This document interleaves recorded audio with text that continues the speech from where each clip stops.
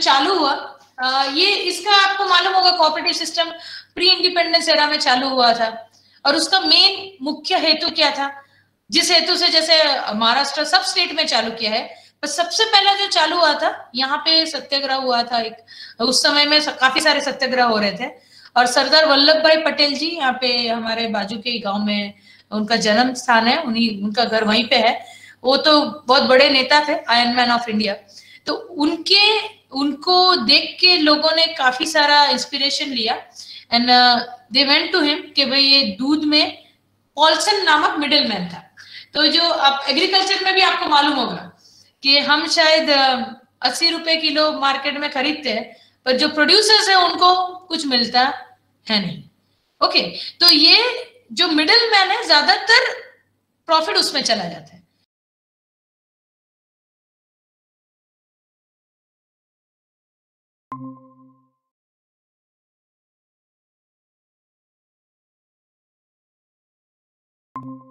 Main था, यानी बीच में कोई मिडिल मैन नहीं होना चाहिए। अब ये सीधा बना के बेचने के लिए टेक्नोलॉजी तो चाहिए। बिना जानकारी अगर आप सीधा बेचने जाओगे तो बहुत सारे, जैसे मैंने पहले ही कहा, दूध बहुत जल्दी बिगड़ जाता है, तो वो मुमकिन नहीं होगा। आपको एक मार्केट भी अच्छा चाहिए, कंज्यूमर आपको पहचानेगी तो ही आपसे खरीदेगी ना। तो उसके लिए मार्केटिंग करना पड़ता है, सेल्स चेन डेवलप करना पड़ता है, कोल्ड स्टोर्स होने चाहिए, अच्छा स्टोरेज फैसिलिटी, डिस्ट्रीब्यूशन फैसिलिटी, आपका रिटेल फैसिलिटीज होने चाहिए, वरना ये सिस्टम टोटल फेलियर हो जाएगा। तो बीच में जो प्रोसेसिंग प्लांट है और ये जो मार्केटिंग बॉडी है, ये कड़ी है, सिर्फ लिंक। ये लिंक किसको कर रही है? दूध उत्पादक और कंज्यूमर को। तो ये जो 3 टायर मॉडल है उसमें इनको लिंकिंग मॉडल के हिसाब से इन्होंने सेटअप किया था। और ये बोला गया है अमूल जो है उनके मालिक ये सारे मिल्क प्रोड्यूसर्स ही हैं और उसके कोई मालिक नहीं है। इसमें जो मैनेजिंग डायरेक्टर होगा, जो भी लोग होंगे वो सारे उसके एम्प्लॉयज होंगे, बट जो मेन कर्ता धर्ता होंगे उस खेडूत होंगे। इलेक्शन सिस्टम होता है, उससे चेयरमैन नियुक्त होते हैं और वही इसको चलाते हैं। हाँ, जब इसमें ऐसा सब डायल्यूशन आता है तब डिफिकल्टीज आते हैं, otherwise it has been strongly organised कि भाई इसी सिस्टम से ये चलेगा और यही प्रथा सालों से चलती आ रही है। अब ये जो अमूल पैटर्न बनाया, उससे फायदा क्या हुआ कि जो प्रोड्यूसर्स जो है, 1 गाय 2 गाय 5 गाय उनके पास खेत हो या ना हो, फिर भी वो दूध अमूल के चिलिंग प्लांट्स में विलेज सोसाइटी में बेच सकते हैं और एटलीस्ट जितना भी मिला उससे अपना घर चला सकते हैं।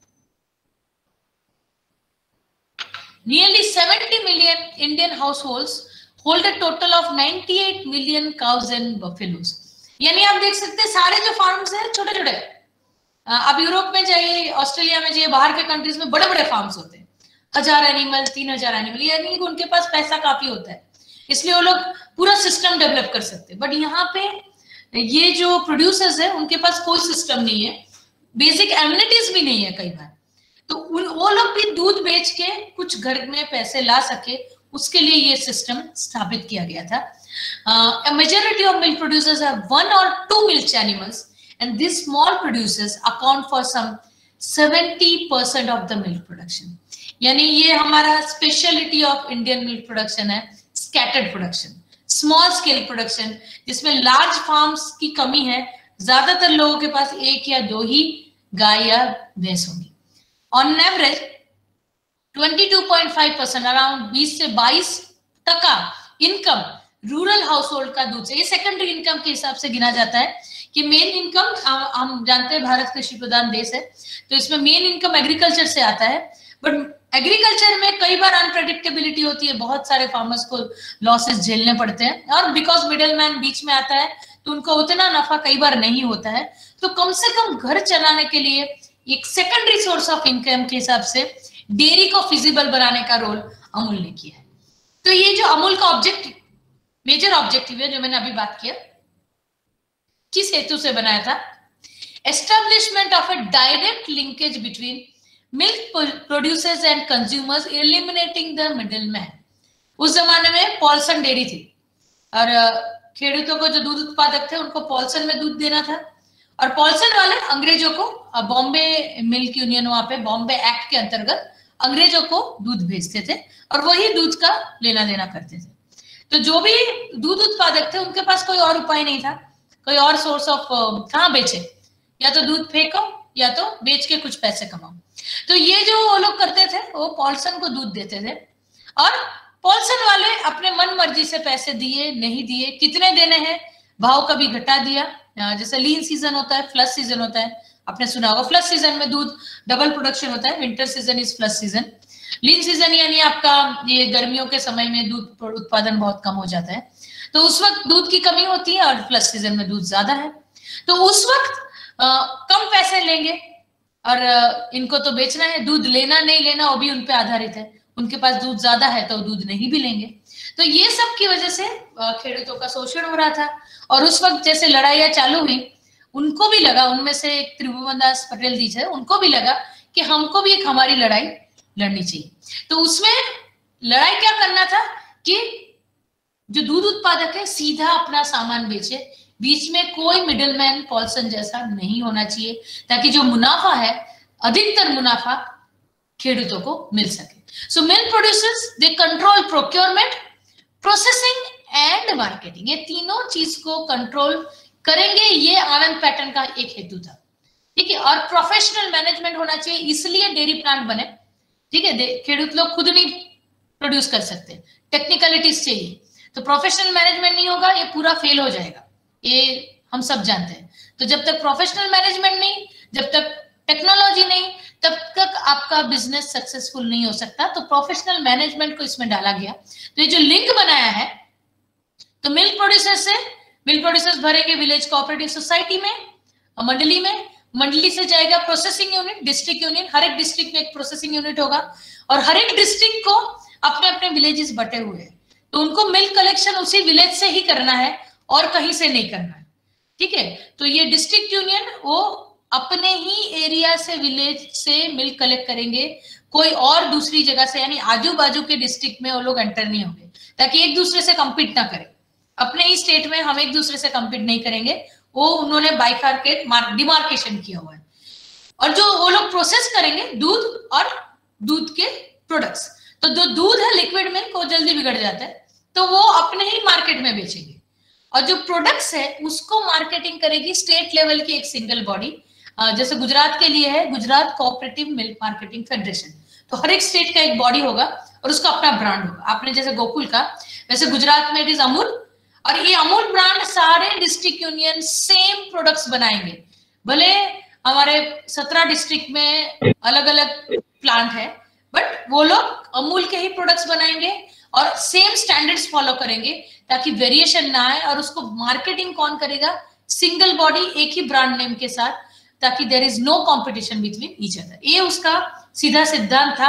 एंड यहां से मार्केटिंग और सेल्स का काम होगा, and it will go directly to the consumer. तो ये लिंकेज बनाना ही ऑब्जेक्टिव था डेयरी कोऑपरेटिव यूनियन का। तो जो हिस्टोरिकल बैकग्राउंड है, तब एक्ट ऑफ बॉम्बे लागू पड़ता था, आनंद खेड़ा डिस्ट्रिक्ट में था, और सबसे बड़ी पहली डेयरी आनंद में बनी, इसलिए इसको आनंद पैटर्न के नाम से नवाजा गया, and it is being famous as Anand pattern जो सिस्टम है। बहुत सारे अभी तो डेयरी प्लांट्स हो गए, बहुत सारे फार्मर्स भी है, पर उस जमाने में उन लोगों ने लड़ाई लड़ा था। सरदार वल्लभ भाई पटेल जी ने आशीर्वाद दिया, उन्होंने कहा मैं आपको राह दिखा सकता हूँ, पर अपनी लड़ाई आपको खुद लड़नी है। तो inspired by Sardar Vallabh Bhai Patel, a local farmer, freedom fighter and social worker, Tribhuvan Das Patel, वो खुद भी खेडूत थे, खुद भी उनको परेशानी दिख रही थी, उन्होंने ऑर्गेनाइज किया इन फार्मर्स को, उन्होंने दूध को पानी की तरह बहा दिया, पर पॉल्सन में दूध नहीं भरे, और अंग्रेजों के खिलाफ उन्होंने कहा हम अपना डेयरी चालू करना चाहते हैं। तो शुरुआत में बहुत दिन, काफी दिनों तक ये आंदोलन चला। अंग्रेजों को लगा चलो अब ये नहीं मान रहे, दूध नहीं भर रहे, उनको भी लॉस हो रहा था, तो चलो परमिशन दे देते, क्योंकि जब तक उनको कुछ आएगा नहीं, ऐसे अनपढ़ गांव के लोग क्या कुछ कर सकते ऐसा, तो जब तक टेक्नोलॉजी नहीं आएगा तब तक दूध का बिजनेस आसान नहीं होता, उनको लॉस ही होगा और वापस हमारे पास आ जाएंगे। तो उस तरह से बहुत मुश्किल से उन्होंने काफी दिनों के आंदोलन के बाद परमिशन दिया। तो पहला आनंद का डेयरी, अमूल का डेयरी चालू हुआ आनंद में।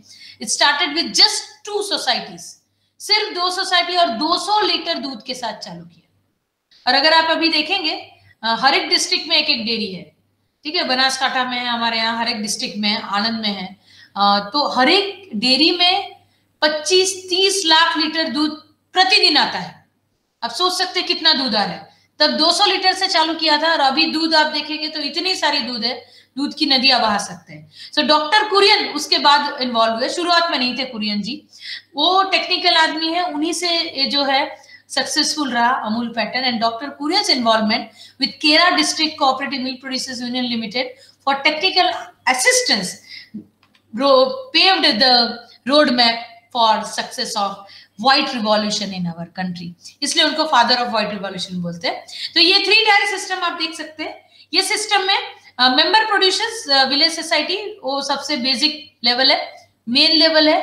यहाँ पे दूध भरा जाता है मंडलियों में, मंडलियों से दूध जाता है डिस्ट्रिक्ट यूनियन में, प्रोसेसिंग होगा और milk and milk products federation बेचेगी, मार्केटिंग करेगी, सेल्स करेगी। जो रेवेन्यू आएगा वो यूनिफॉर्मली सारे डिस्ट्रिक्ट यूनियन को दिया जाएगा। डिस्ट्रिक्ट यूनियन अपने अपने सोसाइटीज में बांटेंगे। वो दूसरे फैसिलिटीज जैसे कि कैटल फीड है, एनिमल फीड का भी वो लोग प्लांट बनाते हैं, दाना बोलते हैं, प्रोटीन रिच, ताकि मिल्क प्रोडक्शन अच्छा हो, प्रोटीन वाला अलग अलग वो फीड बनाते हैं। फिर वेटनरी फैसिलिटीज, मोबाइल वैन्स देते हैं, बहुत कम पैसों में वो लोग वेटनरी फैसिलिटीज देते हैं, मार्जिनल बहुत छोटे मोटे इनकम में। एंड रूरल हेल्थ स्कीम्स, मैंने कहा पानी, स्कूल, उनके हेल्थ के लिए सारे स्कीम्स बनाए ताकि यहाँ पे क्लीन मिल्क प्रोडक्शन का भी वो लोग जो है सिस्टम वो लोग फॉलो करवा सके। उसके अलावा कई बार दूधों के दाम बढ़ते हैं, तो हमें ऐसा लगता है कि भाई हम दूधों का दाम बढ़े, खेडूतों को नहीं मिलता होगा, ऐसा नहीं है। जो एडिशनल प्राइस डिफरेंस है वो भी बांटना है, ये उनका ऑब्जेक्टिव है, वो उनके पास वापस जाना चाहिए इन नेम ऑफ इंसेंटिव और जो भी है। और एंड में जो प्रॉफिट हुआ उसका बोनस भी यूनिफॉर्मली, जिसने जितना दूध भरा उसके हिसाब से उनको बोनस भी मिलना है। फिर they are all considered as shareholders. ये जो फार्मर्स है, मिल्क प्रोड्यूसर्स है, वो मेंबर्स है और उनको शेयर होल्डर के नाम पे गिना जाता है। तो उनके शेयर्स को के डिविडेंड्स भी उनको मिलते हैं। तो इस तरह से पूरा सिस्टम है। आप जैसे बोलते 10 दिन में पैसे मिलते हैं, कई जगह तो 3 दिन में देते हैं। यहाँ पे मंडलियों में 3-3 दिन में उनका पैसा चुकाया जाता है। कई मंडलियां हफ्ते के अंदर पैसे चुका देते हैं। तो इनको रेगुलरली पैसे मिलते रहते हैं। जैसे खेती के उत्पादन में तो शायद 3-4 महीने में एक बार मिले, पर ये दूध उत्पादन में उनको रोज का खर्चा उनका निकल जाएगा। तो ये 3 टायर है, village society, district union and ऊपर मार्केटिंग। और अगर आप अभी का आंकड़ा देखेंगे, 17 district union in Gujarat, around 17,000 village societies और 3.2 मिलियन फार्मर्स प्रोड्यूसर्स है गुजरात में, और जो 15 मिलियन पूरे इंडिया में है।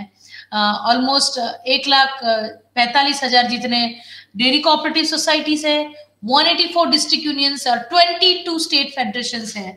हाँ, कोई मार्जिनली सक्सेसफुल है, कोई सक्सेसफुल नहीं है। तो ये डेयरी कोऑपरेटिव का जो स्ट्रक्चर है और उसका जो चेयरपर्सन बनना या इलेक्शन सिस्टम करना है, उसका जो सिस्टम है उसके हिसाब से dairy farmers from village level cooperative society they elect their members and chairperson. वो उसके चेयरमैन होंगे मंडली के। एंड देन द सोसाइटीज, सारे जो मंडली के चेयरमैन हैं उनमें से चुनाव होगा और उनमें से एक जन जो जीतेगा वो बनेगा क्या, वो डिस्ट्रिक्ट लेवल यूनियन का चेयरमैन बनेगा। ओके, तो सारे सोसाइटी के मंडली के चेयरमैन से एक को डिस्ट्रिक्ट लेवल यूनियन का चेयरमैन बनाया जाएगा।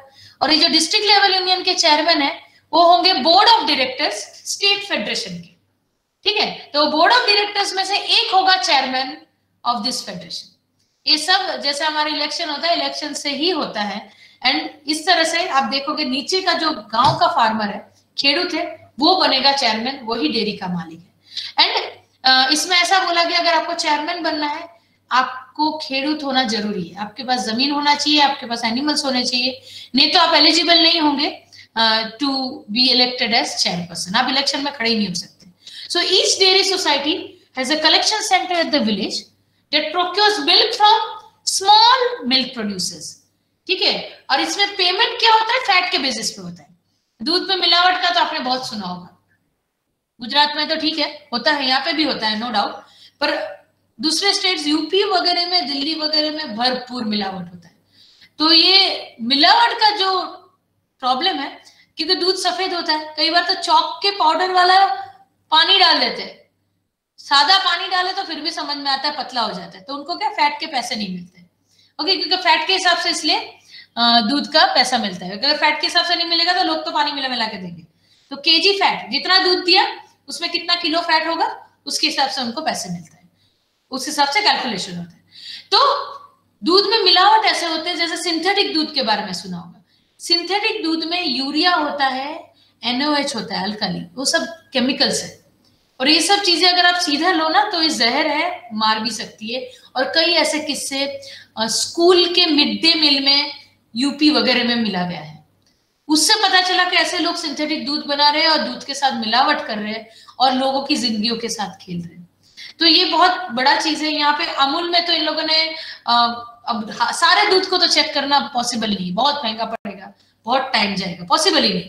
बेसिक एनालिसिस करते हैं, पर उन लोग रेगुलर बेसिस पे उनका एडल्ट्रेशन टेस्ट करते हैं। और जहां पे शक हो कि इस मंडली में मिलावट होता है, उस मंडली को कुछ दिनों के लिए बंद किया जाता है, उनको उनसे फाइन लिया जाता है, ताकि मंडली वाले जो भी दूसरे लोग हैं जो मिलावट नहीं करते, वो जो मिलावट करने वाला उसको रोक सके।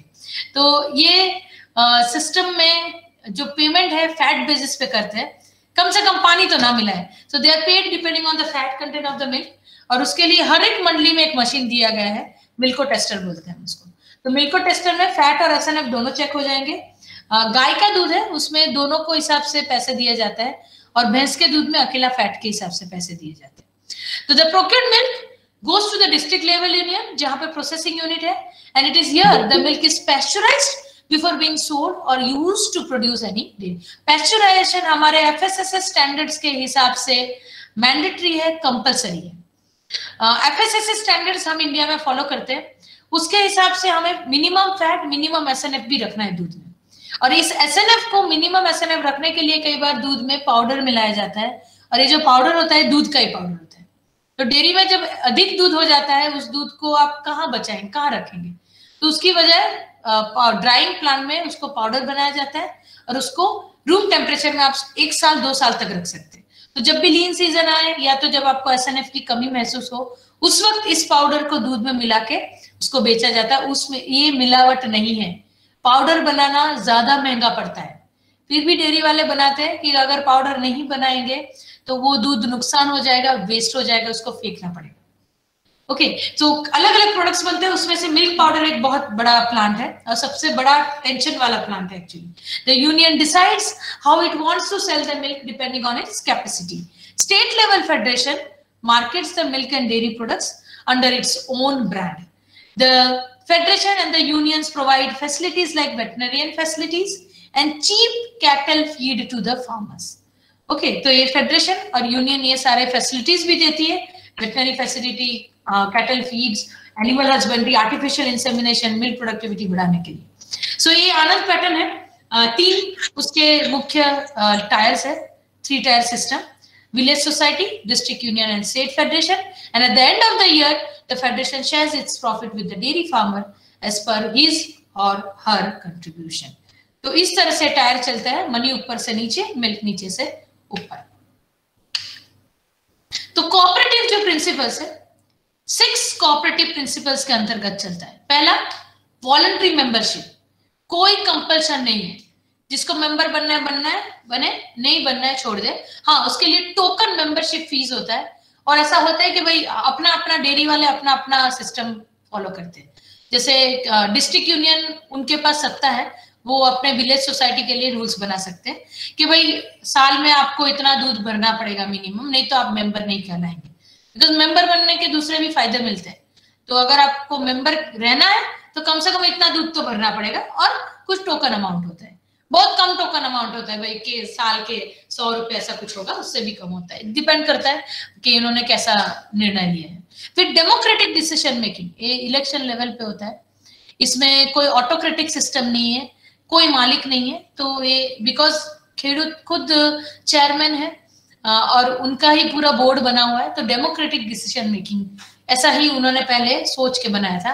Then limited interest on share capital, थोड़ा सा मैंने कहा उनको भरना पड़ता है, बट बहुत कम अमाउंट होता है, टोकन अमाउंट होता है। And very importantly equitable distribution of surplus. MRP difference से लेके जो भी एक्स्ट्रा पैसा डेयरी को मिलेगी वो फार्मर्स तक पहुंच जाए, ये उनको ध्यान में रखना पड़ता है। कोऑपरेटिव एजुकेशन, सबको ट्रेनिंग देना है, सबको एजुकेशन देना है, सबको समझाना है।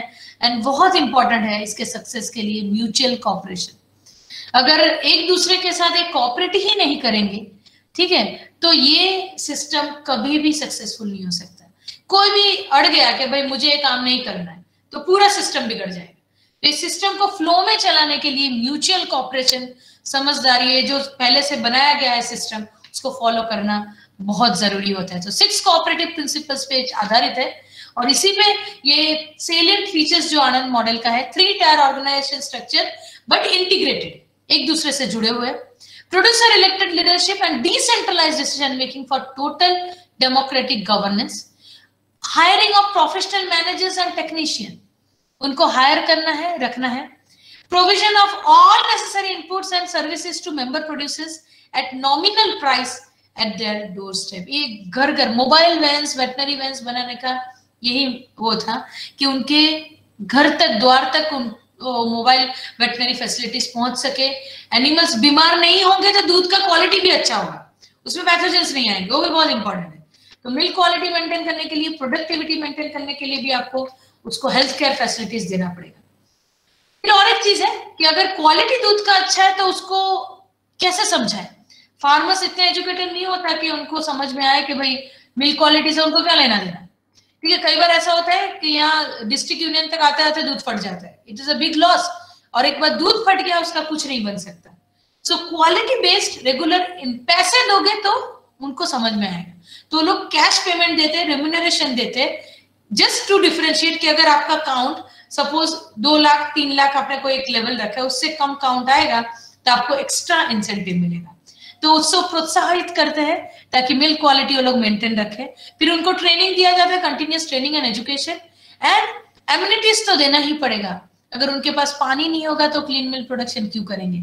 सो contribution to village amenities contribute करते, टोटली तो डेवलप नहीं कर सकती, हाँ उनके सिस्टम में बढ़ावा दे सकते हैं, जैसे ड्रिंकिंग वाटर फैसिलिटी है, स्कूल के फैसिलिटीज है, rural health care, toilets etcetera.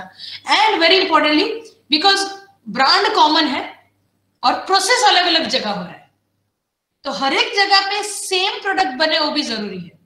क्योंकि एज ए कंज्यूमर मैं अमूल का प्रोडक्ट ले रही हूँ, चाहे वो सूरत में बना हो चाहे वो अहमदाबाद में बना हो, ठीक है। अगर कोई डिफरेंस आएगा तो मैं एज ए कंज्यूमर कल मुकर जाऊंगी कि अमूल अपना प्रोडक्ट अच्छा नहीं दे रहा है, बिगड़ा हुआ मिला था, ठीक है। तो उसके लिए उनको फेडरेशन वाले, स्टेट लेवल फेडरेशन वाले क्वालिटी कंट्रोल ऑफिसर रखता है, तो वो क्वालिटी चेक करेगा और देखेगा कि अमूल के स्टैंडर्ड्स के हिसाब से, फूड सेफ्टी स्टैंडर्ड्स के हिसाब से क्वालिटीज मेंटेन करते हैं कि नहीं करते, और वो करवाना है तभी वो प्रोडक्ट पास होगा, तभी वो फेडरेशन लेगी उनसे और उनको पैसे देगी। देन कंट्रोल ओवर मार्केटिंग, नहीं तो कई बार क्या है, बल्क में आप कुछ दे दो, दूसरे प्राइवेट वाले आपका रॉ मटेरियल लेके अपना नया ब्रांड बना लेंगे। तो मार्केटिंग में भी कंट्रोल करना है, किसी को भी ऐसे देना नहीं है और उसका भी डिसीजन लेके देना है, otherwise it will end up as supplier to private big firms. So ये भी उन्होंने पूरा सेलिएंट सेटअप किया है। फिर उसके बाद ये स्थापना हो गई अमूल आनंद पैटर्न की, इट वाज वर्किंग नाइसली। शुरुआत में लॉस में था, जैसे अंग्रेजों ने कहा था भाई पढ़े लिखे लोग नहीं, इनको कैसे चलाना आएगा, डेयरी नहीं चला पा रहे थे, दूध बिगड़ जाता था उनका, ज्यादातर टाइम दूध बिगड़ जाता था, और दूध बिगड़ गया तो उनको प्रोसेस कैसे करें, कैसे बेचे, किसी को कुछ नहीं मालूम था। फिर कुरियन जी आए, उन्होंने, वो ऐसे तो मैकेनिकल इंजीनियर थे बट वो डेयरी में इन्वॉल्व हुए, मशीनरीज लाए, नए टेक्निकल लोग ले आए और लोगों को समझाया कि भाई इसमें क्या करना चाहिए जिससे दूध ना बिगड़े, और इस तरह से उसको स्थापना किया। गुजरात में सक्सेसफुल हो गया। तो उस समय के प्रधानमंत्री लाल बहादुर शास्त्री जी थे, वो आए, देखने आए अमूल के कोऑपरेटिव मॉडल को।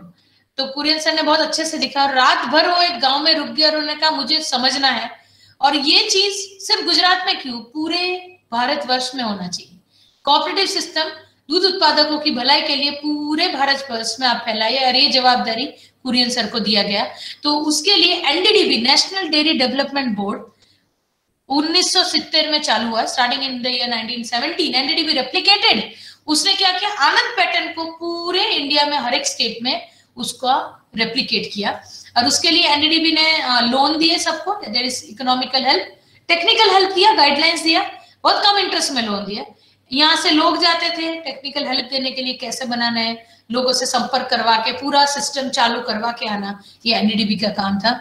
इन the Operation flood programme, Operation Flood 1, 2, 3 के अंतर्गत ये प्रोग्राम चला और पूरे इंडिया में आनंद पैटर्न, ये फेमस है, आनंद में बना था इसलिए आनंद पैटर्न को रेप्लिकेट किया गया। And in the year 1998 first time India became world number 1 in milk production. Okay, तो बहुत कम फासले में, in a span of even less than 30 years, ये बहुत बड़ा, because India was milk deficient country, India में दूध बहुत कम था, then India became world number 1 in milk production by operation flood programme. और ये बहुत बड़ा अचीवमेंट है और उसका श्रेय कुरियन सर को दिया जाता है, इसलिए उनको द ओरिजिनल मिल्क वाला, दूध वाला बोला जाता है, तो फादर ऑफ व्हाइट रिवॉल्यूशन बोला जाता है। सीक्रेट ऑफ सक्सेस, अमूल ये कोऑपरेटिव सिस्टम सक्सेसफुल क्यों हुआ? पहला तो assured market at remunerative price. Okay, it does not, यानी दूसरा चीज आप देखोगे, अमूल ने जब पहली बार आइसक्रीम लॉन्च किया, सबसे सस्ता आइसक्रीम लॉन्च किया और प्योर मिल्क से आइसक्रीम बनाना चालू किया। आइसक्रीम को फ्रोजन डेजर्ट भी बोलते हैं कई जगह, उसमें मिल्क के अलावा वेजिटेबल फैट भी डाल सकते हो, अलाउड है, पर अगर उसको आइसक्रीम नहीं फ्रोजन डेजर्ट बोलो तो। Amul was the first brand जिसने प्योर मिल्क, प्योर आइसक्रीम को बढ़ावा दिया।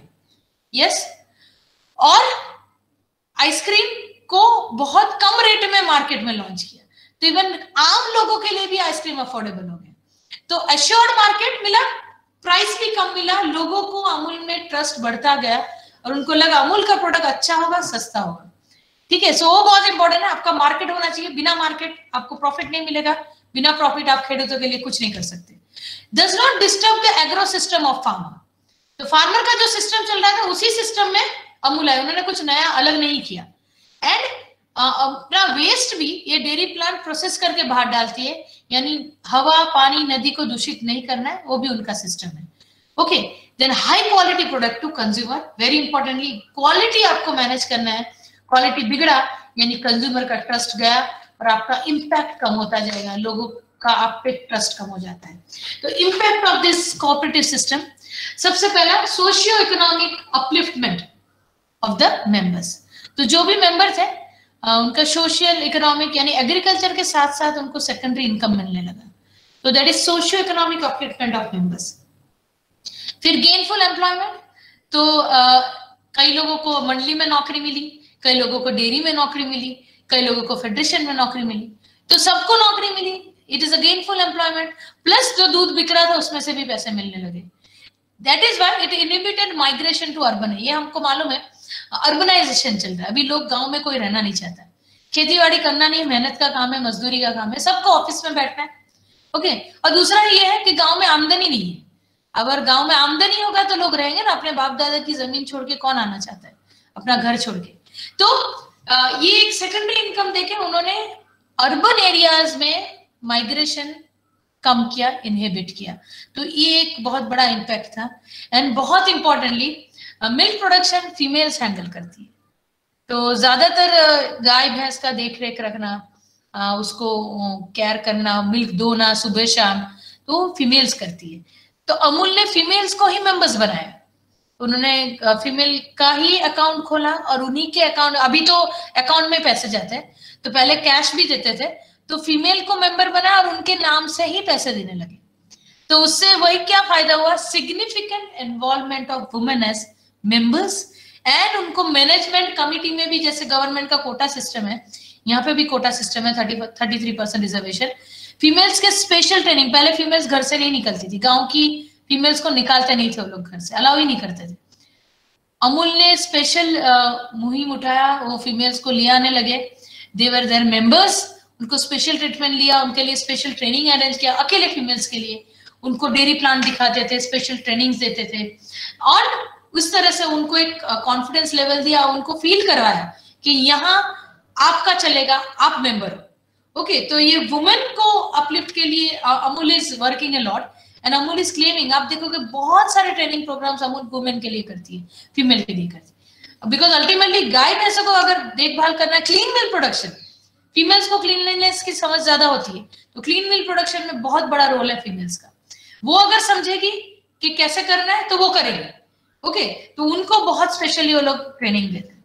तो ये एक मैप है which is showing making every drop, बूंद बूंद भरता है सागर, तो हर एक बूंद से सागर भरा, धीरे धीरे धीरे धीरे धीरे हम आगे बढ़ते गए और सिनेरियो ऐसा हुआ कि we became world number 1 in milk production. Amul is the India's number 1 brand, और अभी अमूल आपको मालूम होगा कि यूएस वगैरह में भी अपना प्लांट खोल चुका है। तो यूएसए में भी अमूल का प्लांट है, वहां पे भी लोग अमूल को पहचानने लगे, बाहर भी लोग अमूल को पहचानने लगे।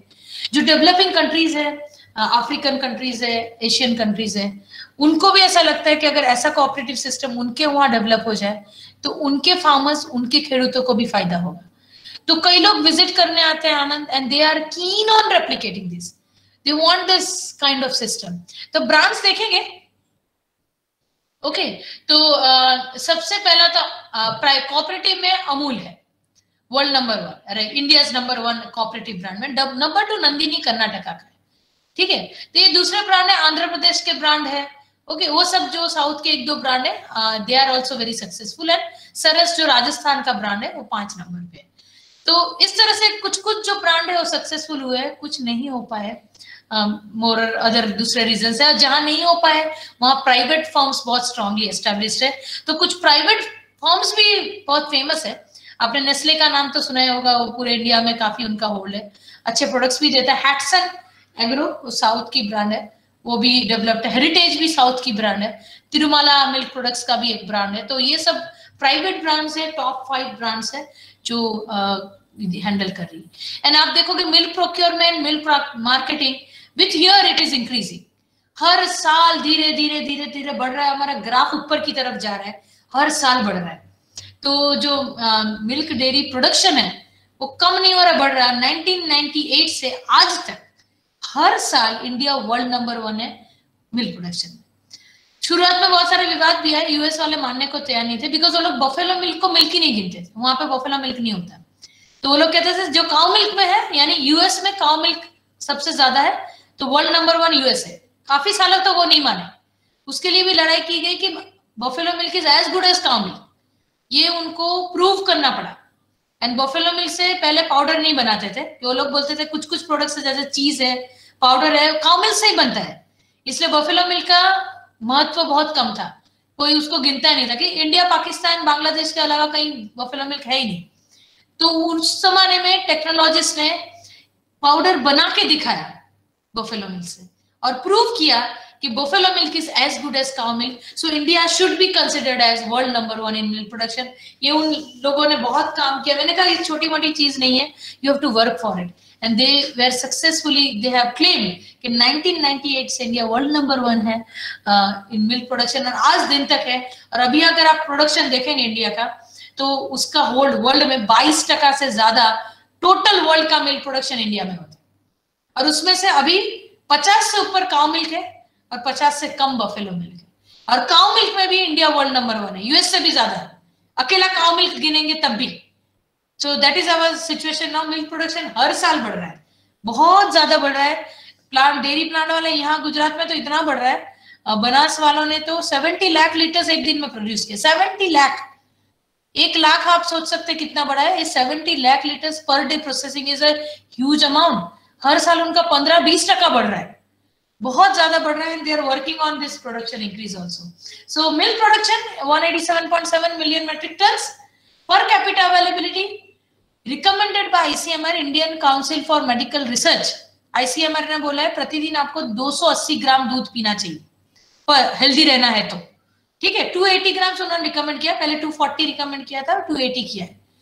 और उसके सामने आप देखेंगे इंडिया में अवेलेबिलिटी पर हेड इतना पॉपुलेशन होने के बावजूद 394, यानी we are surplus in milk production, इसलिए we are exporting our milk and milk products also. Number of state federation 22, district unions 170, village societies more than 76,000, member producers more than 11 millions, and total milk handling capacity is 53.5 million metric tons per day, and milk drying capacity is 1000 metric tons per day. Drying capacity हर एक plant का speciality है। जैसे बनास वाले हर साल 2-3 साल में उनको एक ड्राइंग प्लांट बढ़ाना पड़ता है, बड़ा प्लांट बनाते हैं फिर भी कम पड़ता है, इतना दूध आ रहा है। तो ड्रायर नहीं चलाएंगे तो आप दूध को रख ही नहीं सकते, बिगड़ जाएगा, किसी और को प्रोसेसिंग करने देना पड़ेगा। तो अभी उन्होंने बढ़ा के milk drying capacity 1000 metric tons per day तक पहुंच चुका है all over India. So reasons for success, एक तो रोबस्ट सप्लाई चेन है, वास्ट एंड इंडिया इतना कॉम्प्लेक्स है, गली शहर एवरीवेयर अमूल दूध की लहर, ये पहला ऐड था, पहला मोटो था, एंड उसी मोटो के अंतर्गत हर गली हर शहर हर कोने में उनको अमूल दूध पहुंचाना है, वो और मान के चलते हैं, ठीक है, और वो पहुंचा रहे हैं। तो इनका सप्लाई चेन इतना खतरनाक है। ओके, वैक्सीन पहुंच सके या ना पहुंच सके, अमूल दूध जरूर पहुंच जाएगा, ठीक है। इतने खराब रास्ते, जैसा भी सिस्टम हो, उन्होंने कोल्ड स्टोर फैसिलिटीज जैसे तैसे डेवलप किए, आइसक्रीम जैसा आइसक्रीम भी पहुंच जाता है, जिसको -18 डिग्री में रखना पड़ता है, नहीं तो आइसक्रीम पिघल जाता है। एंड दूसरा है हायरार्किकल नेटवर्क ऑफ कोऑपरेटिव्स। तो कोऑपरेटिव अपने हायरार्की के हिसाब से चलता है, जैसा आप सेट किया था उस हिसाब से चलेगा तो ही सक्सेसफुल होगा। Stretches from small suppliers to large fragmented markets. तो ये मार्केट सिनेरियो में जो छोटे छोटे सप्लायर है उनके पास भी अमूल दूध बेचता है, और बड़े मार्केट में भी लार्ज फ्रैगमेंटेड टुकड़े टुकड़े में है, यहाँ पे भी बल्क में उतना नहीं होता है। वेरी इंपॉर्टेंटली पैसा बोलता है, लो कॉस्ट स्ट्रेटेजी, जितना हो सके मिनिमम प्राइस में बेचना है, हाँ, ताकि आप प्रॉफिट नहीं करोगे तो फार्मर्स को दोगे कैसे, तो प्रॉफिट करना भी जरूरी है। And Amul adopted a low-cost price strategy to make its products affordable and attractive to consumers by guaranteeing them value for money. Okay, so we know that if I'm buying Amul product, I have trust on Amul and I'll get value for the money that I am paying. Okay, diverse product mix, बहुत सारे नए products हर एक हफ्ते कुछ ना कुछ नया आता रहता है। यहाँ पे तो हमारे अमूल आटा तक मिल रहा है, अमूल बिस्किट्स मिलते हैं, ब्रेड्स मिलते हैं।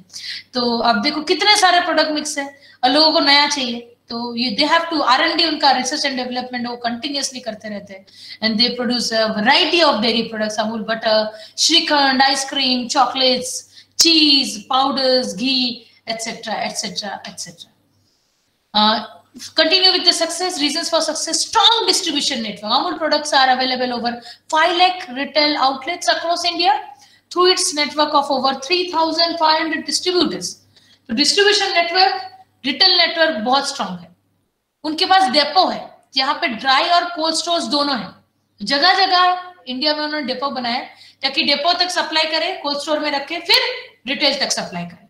So 47 depot with dry and cold warehouses to buffer inventory of the entire range. हर एक प्रोडक्ट को इन्वेंट्री रखने के लिए, ताकि जब जरूरत पड़े तुरंत सप्लाई कर सके, उसके लिए डेपोज तैयार है, and it has been established in many places. अभी आप अगर डेयरी प्लांट देखेंगे, अमूल के जो प्लांट्स है, totally automated plants, best of technology they are using. भले इंडिया में मिले ना मिले, बाहर से भी वो मशीन मंगवाते हैं। Okay, so they are spending on machineries also, equipments also, to get the best of technology and e-initiatives. सब कुछ ऑटोमेटेड है, एक स्विच से काम चलता है, अंदर इंसान भी नहीं दिखेंगे आपको, दूध भी नहीं दिखेगा। ओके, तो इतने हाई क्लास प्लांट्स है, फैंटास्टिक प्लांट्स है। New products they are developing daily, and process technology भी बदलते रहते हैं। प्रोडक्ट अच्छा नहीं है, चलो बदलो, कुछ अच्छा बनाओ, कुछ नया बनाओ। Okay, so process technology, best of technology adopt कर रहे हैं। Complementary assets to enhance milk production, तो they are also providing some complementary assets जिससे मिल्क प्रोडक्शन बढ़े, एनहेंस हो। They are supporting artificial insemination programs etcetera, and they are supporting milk production. और उनको तो जगह फिक्स है, वो अपने ही एरिया में मिल्क प्रोडक्शन उनको बढ़ाना है, किसी और के एरिया से वो मिल्क ले ही नहीं सकते। So they are working on this also.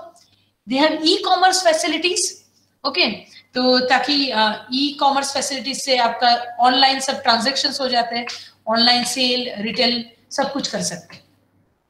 अभी धीरे धीरे विद टाइम जो इक्विपमेंट्स पहले ज्यादातर बाहर से इंपोर्ट करते थे, अभी ज्यादातर इक्विपमेंट्स इंडिया में भी बनता है। सो 95% of dairy equipment is produced in India, saving valuable foreign exchange, make in India.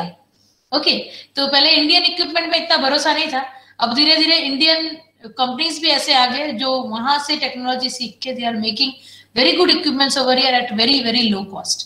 Okay, so cooperatives generate employment opportunities for about 12.4 million farm families and annual value of milk production amounts to 10,540 billion in the year 2019-20.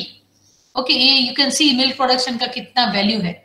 And आप देखोगे कि agriculture plus का GDP पे जो उसका हाथ है, और जीडीपी का मैक्सिमम अराउंड 30 to 40% जो शेयर है वो मिल्क एंड मिल्क प्रोडक्ट्स का है. एंड अदर कंट्रीज, जैसे मैंने कहा, other developing countries, they want to adopt this same Anand pattern and follow in their own country. उनके पास टेक्निकल नो हाउ नहीं है, वो चाहते हैं कि यहाँ के लोग आके उनके वहां पे भी same Anand pattern model develop करके दे. So other countries are keen on replicating this Amul pattern or Amul model in their countries. The future, कोई भी चीज का फ्यूचर अगर आप देखोगे, चैलेंजेस तो रहेंगे ही. अगर चैलेंजेस है तो अपॉर्चुनिटीज है. चैलेंजेस में एक तो कोऑपरेटिव लॉ कई बार थोड़े स्ट्रिंजेंट हो जाते हैं एंड कई चीजों में अड़चन पैदा करती है. ओके, तो शुरुआत में जैसे कोऑपरेटिव लॉ की वजह से एक्सपोर्ट पे थोड़े डिफिकल्टीज हो रहे थे, तो cooperative law with time revamp करते रहना पड़ेगा डिपेंडिंग ऑन जैसे जरूरत है उसके हिसाब से. Low milk yield of cattles सबसे बड़ा डिमेरिट है इंडियन मिल्क प्रोडक्शन का. पर animal milk production is poorest in our country. अगर आप बाहर के countries, developed countries, New Zealand, US वगैरह आप कंपेयर करो, वहां पे एवरेज 20-25 पर एनिमल है, 25 kg मिल्क पर एनिमल, और इंडिया में 1-2 लीटर पर एनिमल है. सो मिल्क प्रोडक्शन तो नंबर 1 है, एनिमल पॉपुलेशन भी इंडिया का नंबर 1 है, तो ये कॉस्ट ऑफ प्रोडक्शन उसके कारण बढ़ जाता है.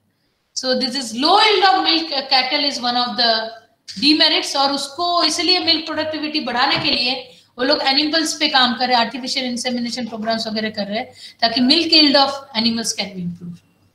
फार्म मैनेजमेंट इक्विपमेंट यूज करने की कमी है, जिसके कारण लॉसेस होते हैं, एग्रीकल्चर जैसे लॉसेस होता है. वैसे अगर बल्क मिल्क कूलर्स वगैरह मैनेजमेंट टेक्निक्स ठीक से सब डेयरी में नहीं है. अमूल के अधिकतर अभी तो उन्होंने विलेज में लगा दिया, सब विलेज में नहीं लगा पाए. तो अगर मैनेजमेंट टेक्निक्स नहीं होगा तो मिल्क जल्दी खराब होगा, लॉसेस ज्यादा होगा, एक्सपोर्ट पोटेंशियल कम हो जाता है. बाहर के countries are very stringent in the rules. हमारे मिल्क में पेस्टिसाइड रेसिड्यूज है, इंसेक्टिसाइड रेसिड्यूज है, यूरिया लेवल्स हाई है, प्लस माइक्रोबियल काउंट हाई है. सो उसके कारण कई बार हमारे एक्सपोर्ट कंसाइनमेंट्स रिजेक्ट हो जाते हैं. सो हाई बैक्टीरियल काउंट और पुअर क्वालिटी तो बहुत बड़ा इंपॉर्टेंट फैक्टर है जिसको हमें टैकल करना ही है by training, education, clean milk production system. उसमें जो स्ट्रेटेजी लगाना है लगा. एंड वेरी इंपॉर्टेंटली एडल्ट्रेशन खत्म करना है. There is parallel economy thriving on adulterated milk. मैंने सिंथेटिक दूध की बात की थी. So that is hampering our success, that is hampering our progress, that is hampering the quality of milk. बच्चे बूढ़े जो दूध पीते हैं उसमें अगर ऐसे दूध, एडल्ट्रेटेड दूध आएगा, आर्टिफिशियल दूध आएगा, it is, you are risking the health of this people. आप अपने फ्यूचर का हेल्थ एट स्टेक रख रहे हो just to get some money. So this adulteration बंद करना है, कैसे भी बंद करना है, उसके लिए उपाय ढूंढने हैं. हाँ, एडल्ट्रेशन किट्स मिलते हैं, उससे आप चेकिंग कर सकते हो, पर कई जगह ऐसे एडल्ट्रेंट्स होते हैं, लोग पढ़े लिखे हो ना हो एडल्ट्रेशन करना सीख जाते हैं. तो यहाँ टेस्टिंग कर रहे हैं, उनको मालूम है किस किस चीज का टेस्टिंग होता है, उसके अलावा दूसरा इंग्रेडिएंट डालते हैं. और दूध ऐसा चीज है ना, कोई भी इंग्रेडिएंट डाल दो आपको पता नहीं चलता ज्यादातर. तो it is very difficult to check all the adulterants. So many adulterants are there, और सिंगल मेथड से सारे एडल्ट्रेशन आप चेक नहीं कर सकते. It is very difficult. So strategies to overcome this future difficulties, एक तो productivity enhancement programs like breeding programs, high quality feed देना है, feed management, fodder, proper veterinary care facilities देना है जिससे आपका productivity बढ़े, artificial insemination वगैरह उससे. ओके, सो प्रोडक्टिविटी बढ़ाना बहुत जरूरी और प्राइम इंपॉर्टेंस है. नेशनल डेयरी डेवलपमेंट बोर्ड ने अभी NDP plan, national dairy plans 1 और 2 बनाए हैं. उसके अंतर्गत पहला फोकस उनका प्रोडक्टिविटी एनहांसमेंट पे है. Okay, animal care facilities plus animal productivity, पर एनिमल मिल्क यील्ड बढ़ाना है उनका, वो मेन एम है कि वो सबसे बड़ा हमारा वो लैकिंग पॉइंट. अगर वो इंप्रूव हो जाए तो आपका बहुत फायदा रहेगा, प्रॉफिटेबिलिटी बढ़ जाएगा. दूसरा बहुत important, quality improvement at all stages which requires training, emphasis on certification. जैसे FSSS सर्टिफाइड है, ISO, HACCP भी सर्टिफिकेशन है, प्लांट्स को लेना है, मंडली को भी लेना है, ताकि क्लीन मिल्क प्रोडक्शन हर एक लेवल पे हो पाए. एक लेवल से कुछ नहीं होता. and revamping cooperative law with time, depending on the requirement, and very important, your production, your product development should be totally customer focus. आपको कस्टमर को फोकस में रख के स्ट्रेटजीज बनाना है. Customer is God. वो आपके प्रोडक्ट लेगा तो ही आपको प्रॉफिट होगा, तो ही आप आगे बढ़ा पाएंगे. तो ये जो आनंद पैटर्न का सक्सेस स्टोरी है, गुजरात में आपने कहा बहुत सक्सेसफुल है. It is because of this two stalwarts. We salute this stalwarts. जो सूट में डॉक्टर वर्गीस कुरियन आप जानते ही होंगे, और जो धोती में त्रिभुवन दास पटेल जी है, जो पहले लीडर थे जिन्होंने आगेवानी दी और अमूल को आनंद पैटर्न आनंद में डेवलप किया. He was the first person. After that Kurien sir आए. तो सबसे पहले आगेवानी तो त्रिभुवन दास जी ने लिया. त्रिभुवन दास जी ने कुरियन सर को रोका एंड आनंद पैटर्न के मुहिम को आगे बढ़ाने के लिए प्रोत्साहित किया. So from being a milk deficient nation, India became largest milk producer in the world, surpassing United States of America in the year 1998 in just 30 years span. सिर्फ 30 साल के अंदर ये बहुत बड़ी उपलब्धि है. और with the conditions, Indian condition में, ट्रॉपिकल कंडीशन में वर्ल्ड नंबर 1 होना, सबों से एक्सेप्ट करना, ये बहुत बड़ी उपलब्धि है इंडिया. बिकॉज आपको मालूम है कितना फ्लक्चुएट होता है प्रोडक्शन. आवर मिल्क प्रोडक्शन 1998 से आज तक हर एक साल हम वर्ल्ड नंबर 1 है. And dairy farming became India's largest self sustaining industry. Okay, so thank you all. Thank you very much for a patient hearing. अगर आपको कुछ पूछना है आप पूछ सकते हैं. Yes, if you have any questions.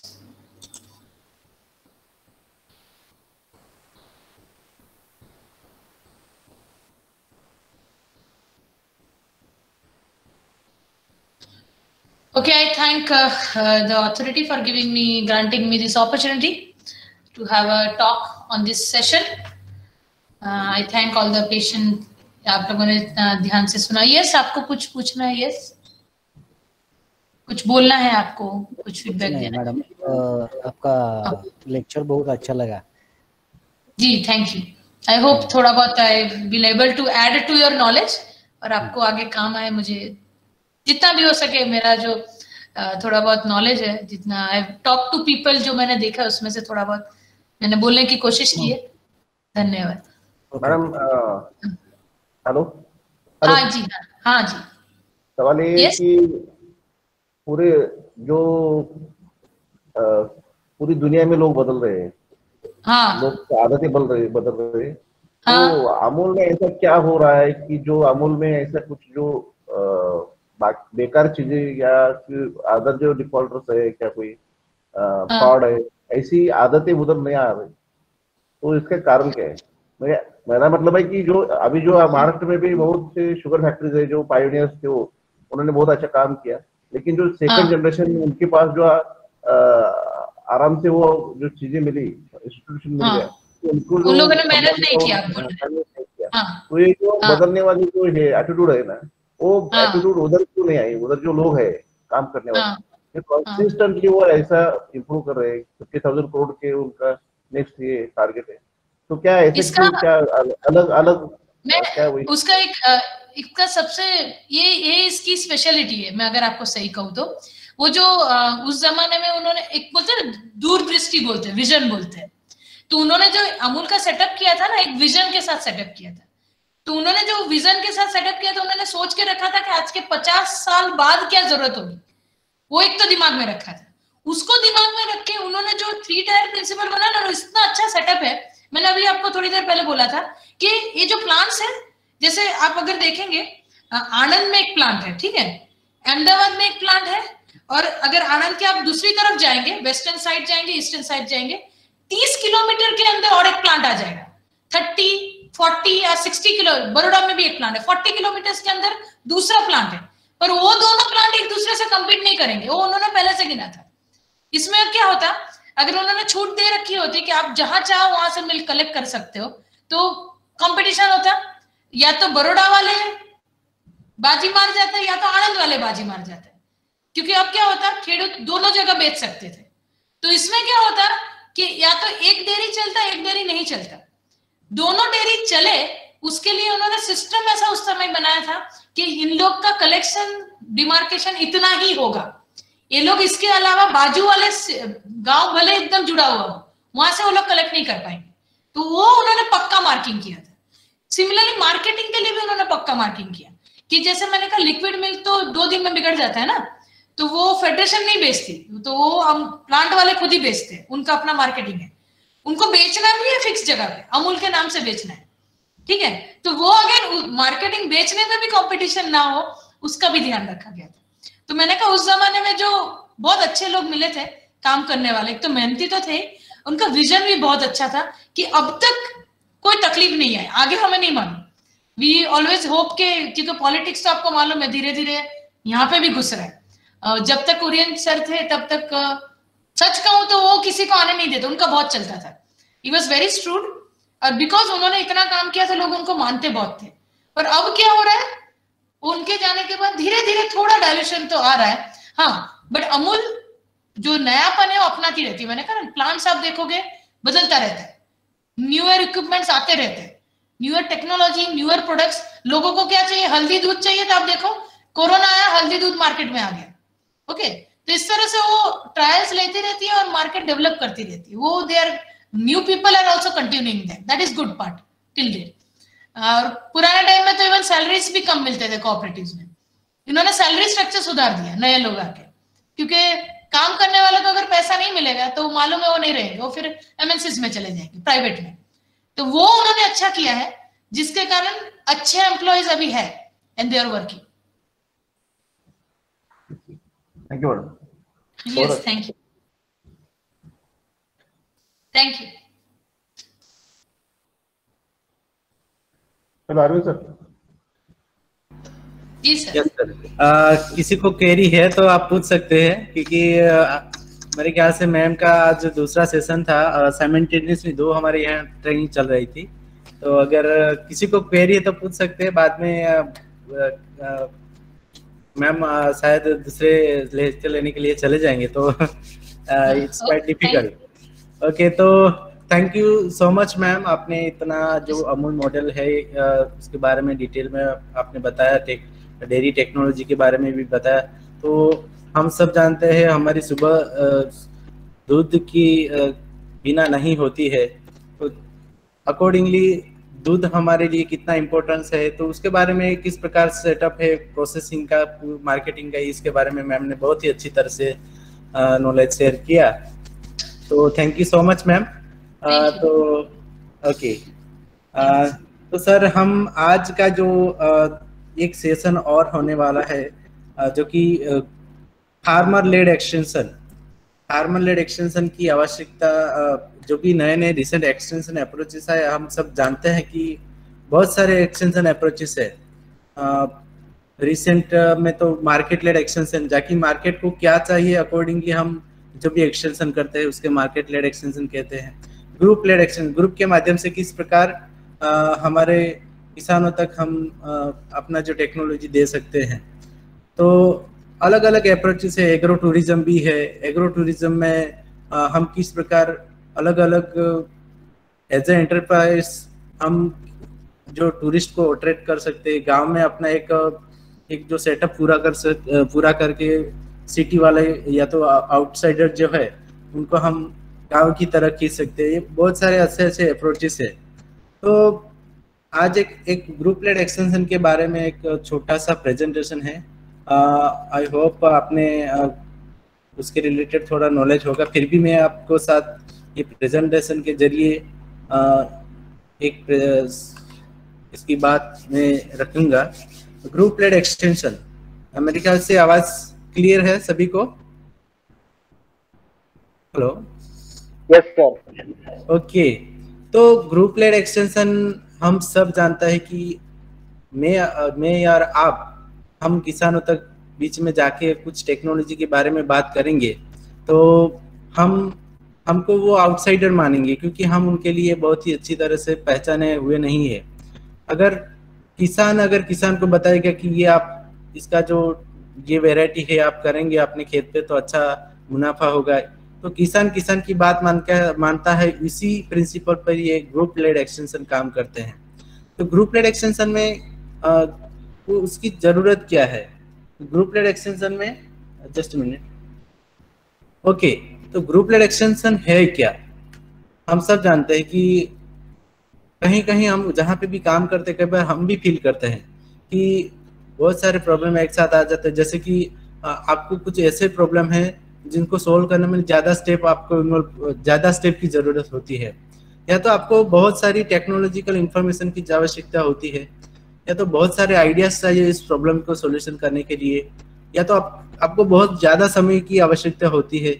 और कई बार ऐसे भी प्रॉब्लम आता है जिसको बहुत सारे सॉल्यूशन, सिर्फ एक ही सॉल्यूशन से काम नहीं चलता है, मतलब कॉम्प्लेक्सिटी ऑफ द प्रॉब्लम ज़्यादा होती है तब, और इन्वॉल्व कंसिडरेबल डिफिकल्टीज, मतलब आप कुछ काम कर रहे हो उसमें ज़्यादा डिफिकल्टी भी फेस कर रहे हैं और रिस्क फैक्टर भी है।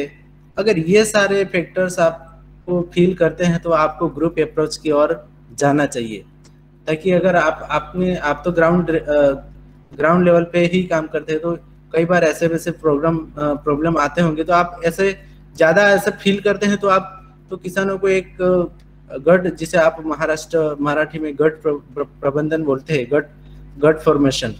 तो इस प्रकार वो एक आत्मा के अंदर जो एक ग्रुप लेड एक्सटेंशन का एक अप्रोच आया था, उसमें क्या क्या था उसके बारे में भी देख लेते हैं। तो हम सब जानते हैं कि ग्रुप लेड एक्सटेंशन क्या है। तो way of disseminating information technology on agriculture rural development through group of farmers.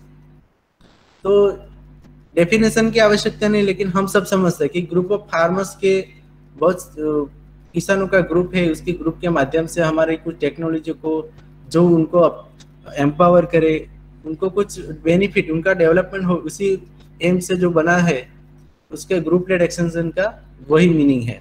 मतलब बहुत सारे इसमें प्रोज एंड कॉन्स रहते हैं, लेकिन उसका उद्देश्य क्या है? Develop local skills and empowerment. क्यों लोकल स्किल को एम्पावर करना है? क्योंकि हमारी कुछ लिमिटेशंस है। हम जहाँ पे काम करते हैं, मेरे ख्याल से एक जो एक्सटेंशन ऑफिसर है उनके अंडर में 4-5 गांव होंगे या उससे भी ज़्यादा होंगे, तो हर टाइम हम वहाँ पे नहीं रह सकते। लेकिन हम अगर ऐसे ग्रुप्स को बनाते हैं, उनको एम्पावर करते हैं, तो हमारा एक काम थोड़ा आसान हो जाएगा, और जो उनको मैसेज जो कन्वे करना है, तो उनको एम्पावर करते हैं तो वो खुद अपना प्रॉब्लम को सॉल्यूशन कर लेते हैं। तो ये भी एक उनका एक इस ग्रुप लेड एक्सटेंशन का एक उद्देश्य है कि लोकल स्किल को और उनके जो लोकल पीपल है उनको एम्पावर करना है। तो reason for group led extension, हम सब जानते हैं कि अगर एक बंदे की अगर बात करूंगा और बहुत सारे बंदे हैं, मतलब एक बंदा है और ग्रुप में सारे बंदे हैं, तो उसमें एक जिसे कहते हैं 1+1 = more than 2 या 11, है ना। एक बंदे का स्ट्रेंथ जितना है उससे सारे कुछ लोग अलग अलग फील्ड से होंगे, तो उसमें इस ग्रुप में थोड़ी हिट्रोजेनिटी रहेगी और एफिशिएंसी बढ़ जाएगी। कलेक्टिव एक्शन रहता है। हम सब जानते हैं कि हम किसी एक फार्मर को बोल रहे कि आप इस वैरायटी को अपनाओ, या तो बहुत सारे इंडिविजुअल आपने कांटेक्ट किया और उस गांव में आपने टेक्नोलॉजी दी, लेकिन उसी जगह हम अगर गट फॉर्मेशन करके टेक्नोलॉजी देते हैं तो सारे लोग एक साथ अपनाते हैं, तो वो सोशली एक्सेप्टेड भी होते हैं, सोसाइटल एक्सेप्टेंस भी होते हैं। तो रीजंस क्या है? तो उसका रीजन कुछ रीजंस यहाँ पे लिखे थे। तो व्हाट इज ग्रुप, आप सब जानते हैं, इसकी आवश्यकता नहीं है कि ग्रुप दो और ज्यादा लोगों का फॉर्मेशन जिसमें इंटरएक्टिंग, मतलब हम उसमें साथ में वो इंटरेक्शन भी करते हैं, एक दूसरे पे डिपेंडेंट भी है। ऐसा नहीं कि एक बार ग्रुप बना दिया, बातें नहीं करते, एक दूसरे पे डिपेंडेंट नहीं है तो ग्रुप माना नहीं जाएगा। लेकिन इसमें जो एक टीम की भावना से वो सारे लोग इकट्ठे होते हैं, या तो इनकम जनरेटिंग एक्टिविटी करते हैं, या तो ग्रुप कोई ऐसे प्रोडक्ट्स जो कुछ ऐसे प्रोडक्ट बनाता है ग्रुप के माध्यम से, जो एक सोसाइटी में जहाँ पे कोई ऐसी जगह पे रखते हैं ग्रुप के ब्रांड नेम से, तो कॉमन ऑब्जेक्टिव होता है उसमें। हम सब जानते हैं why the people join in a group. हमको कई बार ऐसा सवाल आता है कि कई बार हमको किसी को ग्रुप में जोड़ने की कोशिश करते हैं, तो वो लोग पूछते हैं मैं क्यों ग्रुप में ज्वाइन करूं। तो उनको लगता है कि ग्रुप सिनर्जी, जैसे कि वहाँ पे रमेती कोल्हापुर है और यहाँ पे ईए है, तो रमेती कोल्हापुर का भी एक स्ट्रेंथ होता है, वो स्ट्रेंथ और ईए का भी कुछ स्ट्रेंथ होता है। तो दोनों अगर साथ में काम करते हैं, साथ में एक ग्रुप के माध्यम से कुछ करते हैं, तो मतलब दोनों का जो स्ट्रेंथ है उसके अकॉर्डिंग बेनिफिट मिलते हैं। तो सपोर्ट एंड कमिटमेंट दूसरा, तो मान लीजिए कि गांव की बात करें हम, गांव के अंदर बहुत सारे किसान हैं और एक छोटा किसान है, एक बड़ा किसान है। तो जब जो छोटा किसान की कुछ जरूरत पड़ती है, ट्रैक्टर मान लीजिए कि ट्रैक्टर की या मशीनरी की जरूरत होती है, तो बड़ा किसान से वो अपने आप मदद ले सकते हैं। तो ग्रुप में होते हैं तो कुछ ऐसे भी प्रॉब्लम होते हैं जो इन बिटवीन सॉल्यूशन हो जाते हैं। कई दफा अब गांव में तो वैसे ही चलता है कि अगर किसी को गेहूं की सीड की आवश्यकता है तो बगल में से किसान के पास से वो ले लेते हैं और बदले में उसको धान की सीड दे देते हैं, है ना। तो इंटरपर्सनल नीड की भी वहाँ पे सेटिस्फाइड होती है। और distribute the responsibility for given task, group में जब ज्वाइन होते हैं तो कई दफा ऐसे टास्क भी परफॉर्म करने आते हैं, जैसे कि जिसका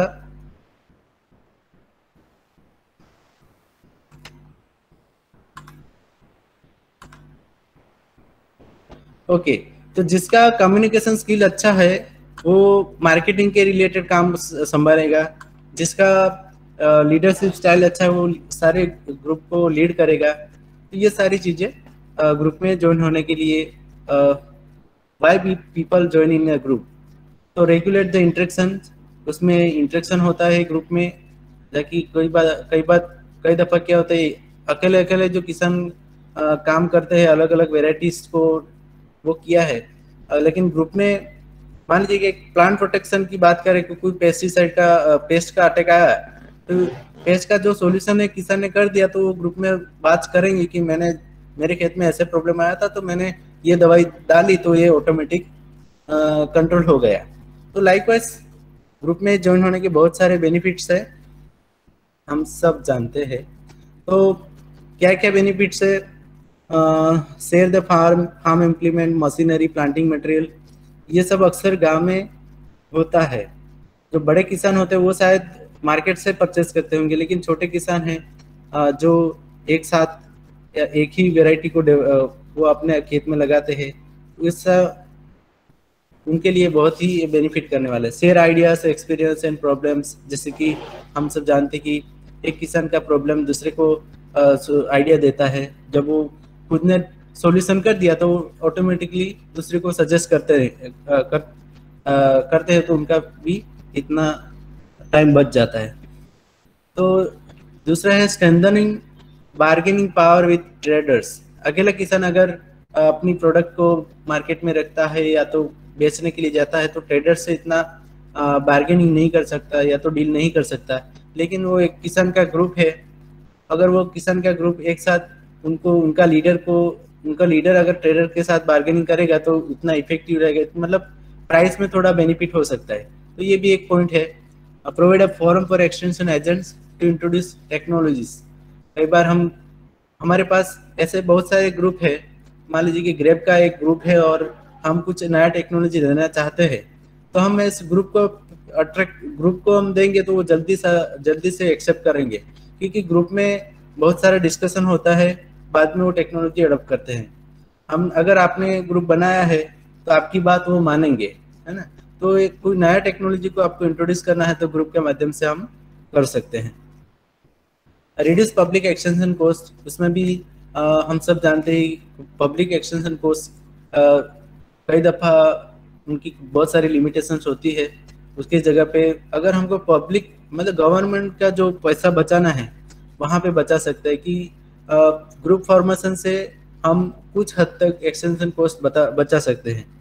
तो seek advices from different organisation, हमने ऐसा चाहा कि हमारे जो ग्रुप है उसमें एक एंटरप्राइज बनाया जिसके माध्यम से हमने प्रोडक्ट बेचने की कोशिश की, लेकिन हमको लगा कि इसमें कुछ नया आइडिया की जरूरत है, कोई नए संस्थान से इंटरेक्शन करने की जरूरत है। जैसे कि बहुत सारे संस्थान की बात करके एंटरप्रेन्योर बनाना है उस ग्रुप में से किसी को, तो हम एंटरप्रेन्योरशिप डेवलपमेंट इंस्टीट्यूट जो कि अहमदाबाद में है और अलग अलग सिटीज़ में भी है। तो ऐसे ऑर्गेनाइजेशन की विजिट हम या तो उनसे भी हेल्प मंगवा सकते हैं। दूसरा जो है disseminate information to wide spectrum of users, यानी कि हम कम समय में हमारी जो इंफॉर्मेशन है वहाँ तक पहुँचा सकते हैं। और लास्टली जो है group efforts usually have social approval.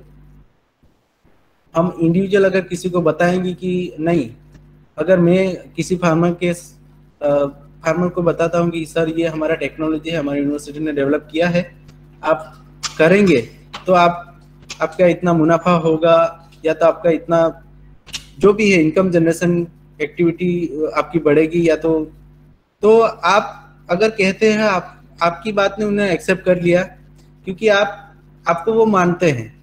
अगर ग्रुप के माध्यम से हमने कोई टेक्नोलॉजी दिया तो ग्रुप में तो प्रोज एंड कॉन्स सारा डिस्कशन होता है, इसमें क्या लिमिटेशंस है, क्या उसके नुकसान है और क्या फायदे हैं, वो सारी चीजें उसमें निकल के आती है। मतलब जो भी ग्रुप ने जो एफर्ट्स करते हैं वो ज्यादातर सोशली अप्रूव्ड होते हैं। तो ये सारे ग्रुप के बेनिफिट है। हम सब जानते हैं कि ग्रुप कैसा होना चाहिए, इसमें कितना संख्या होना चाहिए, क्या उसमें क्या ऐसी चीजें होनी चाहिए जिसको हम एक आइडियल ग्रुप कह सके। स्मॉल इन साइज बहुत ज्यादा नहीं होना चाहिए, 15 से 20 लोगों का होता बहुत अच्छा है। कॉमन ऑब्जेक्टिव, अगर वो इनकम जनरेटिंग एक्टिविटीज में के लिए बनाया है तो बात अलग है, कुछ प्रोडक्ट करने के लिए बनाया है, प्रोडक्शन करने के लिए बनाया है तो अच्छी बात है, कोई नई टेक्नोलॉजी को इन्वेंट करने के लिए बनाया तो अच्छी बात, मतलब एक कॉमन ऑब्जेक्टिव होना चाहिए। इंटरेक्शन बिटवीन मेंबर्स, अगर इंटरेक्शन नहीं होता है तो मेरे ख्याल से वो थोड़ा समय के बाद स्टेबल हो जाएगा। स्टेबल यानी कि स्टीरियोटाइप जैसा आ जाएगा और बाद में वो उतना इफेक्टिव नहीं रहेगा। इंटरडिपेंडेंसी बिटवीन मेंबर्स, कई दफा ऐसा होता है कि जिसका रोल आता है उसको मौका मिलना चाहिए। अगर मौका नहीं मिलता है और एक ही बंदा पूरे काम, वो प्रोडक्ट भी करेगा, मार्केटिंग भी करेगा, ट्रेडर से डील भी करेगा, तो बाद में हो सकता है वो वहां से निकल के अपना खुद शुरू कर दे। लेकिन इंटरडिपेंडेंसी भी इतना बहुत जरूरी है। शेयर्ड रिस्पॉन्सिबिलिटी, एक बंदे ने एक साल लीडरशिप लिया, दूसरे साल दूसरी को मौका मिलना चाहिए या तो तीसरे को मौका मिलना चाहिए। वर्क्स टुगेदर, मतलब एक दूसरे साथ में काम करते हैं, साथ में सॉल्यूशन करते हैं, साथ में जो ग्रुप का ब्रांड नेम है उसी प्रकार सब एक सेल्फ एस्टीम, मतलब ग्रुप का मेंबर होने का वो फील करते हैं, गुड फील। तो major their progress toward goal. Group में क्या होता है कि हमने डिसाइड किया कि एक साल में इतना हम प्रोडक्ट मार्केट में बेचेंगे या तो इतना इनकम जनरेट करेंगे, तो अकॉर्डिंगली मंथ वाइज या तो 3 मंथ में कितना प्रोग्रेस हुआ वो भी मेजर करना है। वेराइटीज ऑफ स्किल, हम सब जानते हैं हर एक में कुछ ना कुछ अच्छी स्किल होती है। हम यहाँ पे हमारे जो अभी ऑफिसर है उसमें भी ऐसे भी ऑफिसर होंगे कि जिनका कम्युनिकेशन स्किल अच्छा होगा, जो किसानों के साथ लायजन अच्छे होंगे, किसी का पॉलिटिक्स जो मतलब गवर्नमेंट के साथ अच्छा लायजन होगा, अच्छा कनेक्शन होगा, किसी का कंप्यूटर में सॉफ्टवेयर में अच्छा नॉलेज होगा, किसी का, मतलब ये सारी वेराइटीज ऑफ स्किल जैसे हम यहाँ पे देख पा रहे हैं, वहाँ पे भी हर किसान में एक स्किल होती है। कुछ अच्छे इनोवेटर भी होंगे, कोई अच्छे एक जो भी प्रॉब्लम सॉल्यूशन की बात आती है तो कुछ नए क्रिएटिव आइडिया की लेके भी आते होंगे। तो मतलब वेराइटीज ऑफ स्किल हम उसमें ढूंढने की कोशिश करते हैं। तो ये सारे कैरेक्टर्स ऑफ ग्रुप है। जब भी हम एज ए एक्सटेंशन वर्कर या तो एक्सटेंशन ऑफिसर हम जहाँ पे ग्रुप बनाते हैं तो क्या होता है, अक्सर साइकोलॉजिकल हम देखते हैं तो उसमें 5 पार्ट होते हैं, फेजेस अलग, जैसे कि कम्युनिकेशन प्रोसेस में कितने एलिमेंट इन्वॉल्व है, किस प्रकार से कम्युनिकेशन होता है। जैसे कि इसमें अगर कोई ऐसे 1 पार्ट मिसिंग हो गया तो प्रोसेस नहीं कहा जाएगा। तो लाइकवाइज इसमें भी एक ग्रुप डायनेमिक्स है। तो उसमें कि ग्रुप डायनेमिक्स कैसे, तो मान लीजिए कि हम महाराष्ट्र में गणेश महोत्सव का आयोजन करते हैं, महाराष्ट्र में अक्सर होता है, लेकिन आप किसी सोसाइटी में सारे ऑफिसर्स एक ही सोसाइटी में रहते हैं और आपने एक इवेंट करना है। आपने डिसाइड किया, एक बंदे ने बोला कि नहीं हमारे सोसाइटी में गणेश महोत्सव का आयोजन होना चाहिए, तो एक बंदे ने बोला, बाद में दूसरा बंदा, शुरुआत की बात करते हैं हम, शुरुआत से लेके क्या होता है ये ग्रुप डायनामिक्स में का कंसेप्ट को थोड़ा समझते हैं। तो शुरुआत में एक बंदे ने बोला कि हम तो दूसरे ने बोला कि नहीं अभी तो कोरोना है और हमारे बच्चों का अभी एग्जाम चल रहा है, अभी एग्जाम भी आने वाला है, तो आप अभी सोसाइटी में तो नहीं हम करेंगे। और तीसरा कोई ऑफिसर बोलते हैं कि नहीं नहीं हमारे स्टूडेंट जो है, हमारे बच्चे जो है कहीं बाहर जाके अपना टाइम वेस्ट करते हैं, तो हम अगर हमारे सोसाइटी में ये प्लान करते हैं तो हमारे लिए हमारे कंट्रोल में होगा।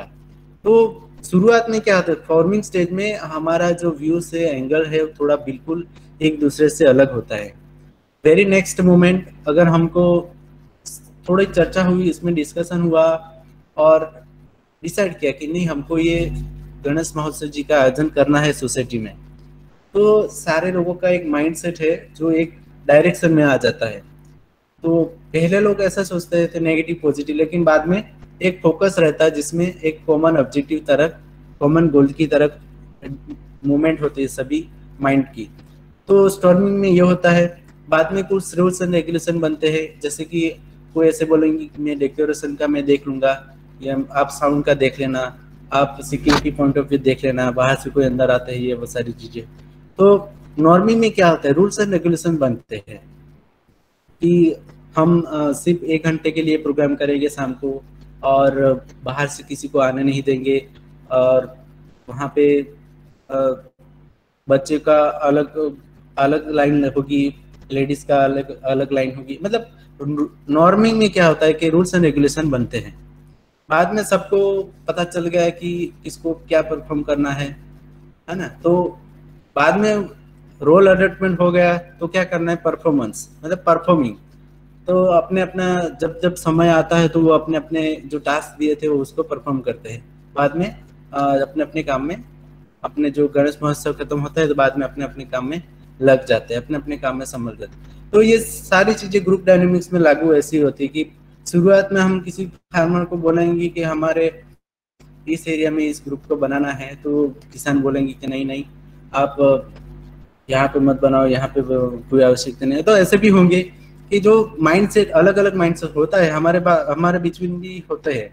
तो शुरुआत में माइंडसेट अलग अलग होते हैं, बाद में हम थोड़ी एफर्ट्स करते हैं, तो एक कॉमन गोल की तरफ वो सारे माइंड को इकट्ठा करना, उस समय बहुत ही ज़्यादा एफर्ट हमको एज ए एक्सटेंशन पर्सनल लगाने होते हैं। बाद में एक बार ऐसा फिक्स हो गया, बाद में ऑटोमेटिकली नए नए आइडियाज आते होंगे। तो नॉर्मिंग्स में rules and regulation her step का अलग अलग एस्पेक्ट है। जैसे कि फॉर्मिंग स्टेज में क्या होता है कि the mission is not honoured by the group, किसी को पता नहीं है कि क्या करना है क्या नहीं करना है, सबका माइंड इधर उधर वंडरिंग वेयर क्या करना है वो पता नहीं होता है। शुरुआत में ट्रस्ट बिल्कुल नहीं होता है, क्योंकि बिल्कुल नया है, क्या करना है वो चीजें आइडिया नहीं होते, तो बिल्कुल एक दूसरे पे भरोसा नहीं होगा। और किसी को लीडर बनने की कोशिश है, किसी को लीडर नहीं बनने की कोशिश होगी है, तो उसी सिचुएशन में ये सारी चीजें होती है।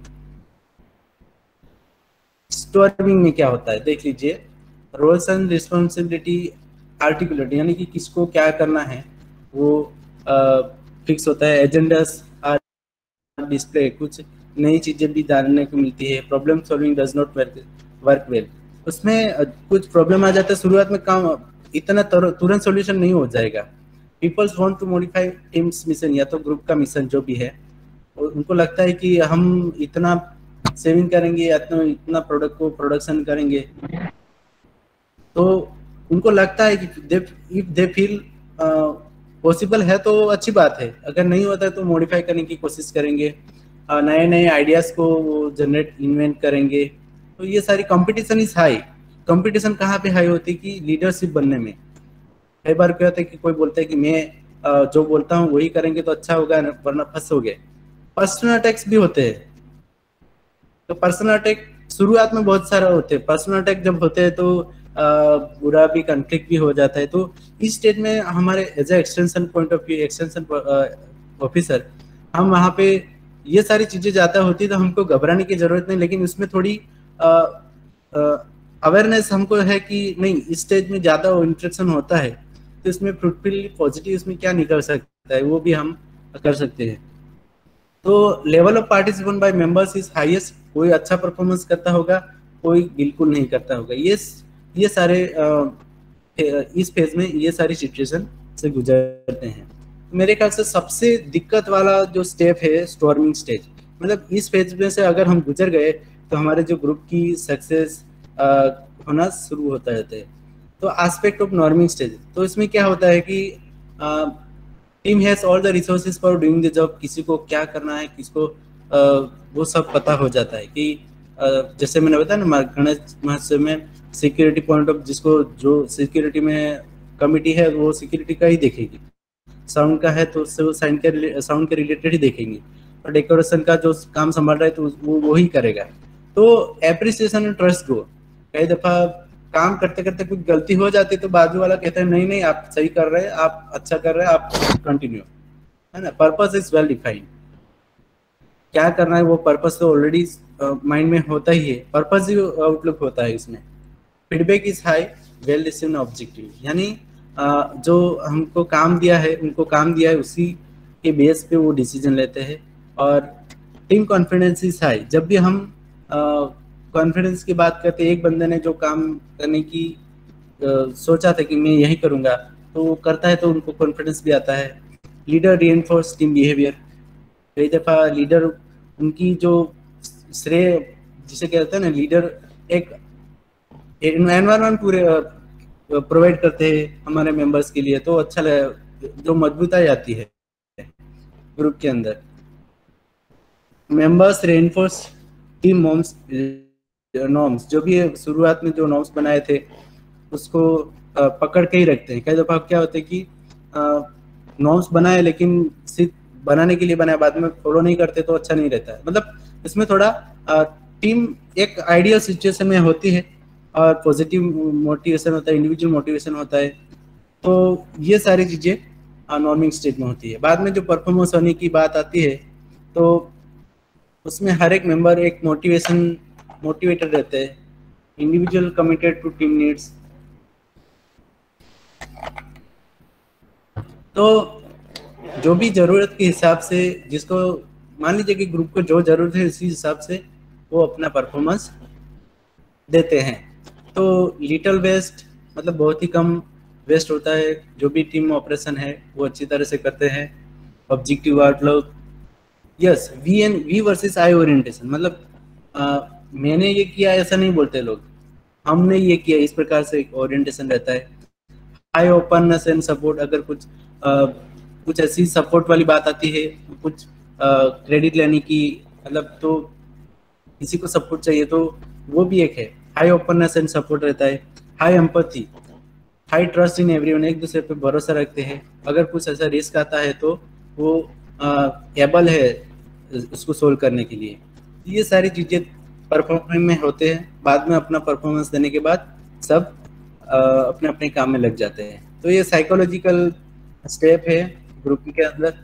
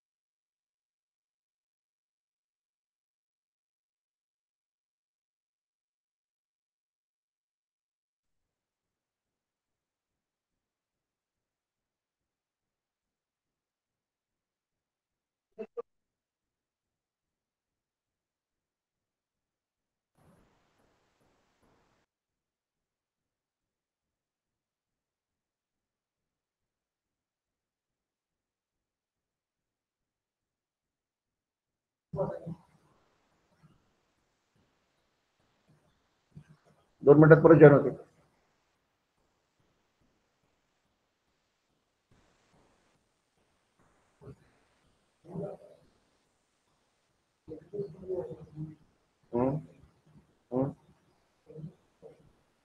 त्याला माहित असेल ना.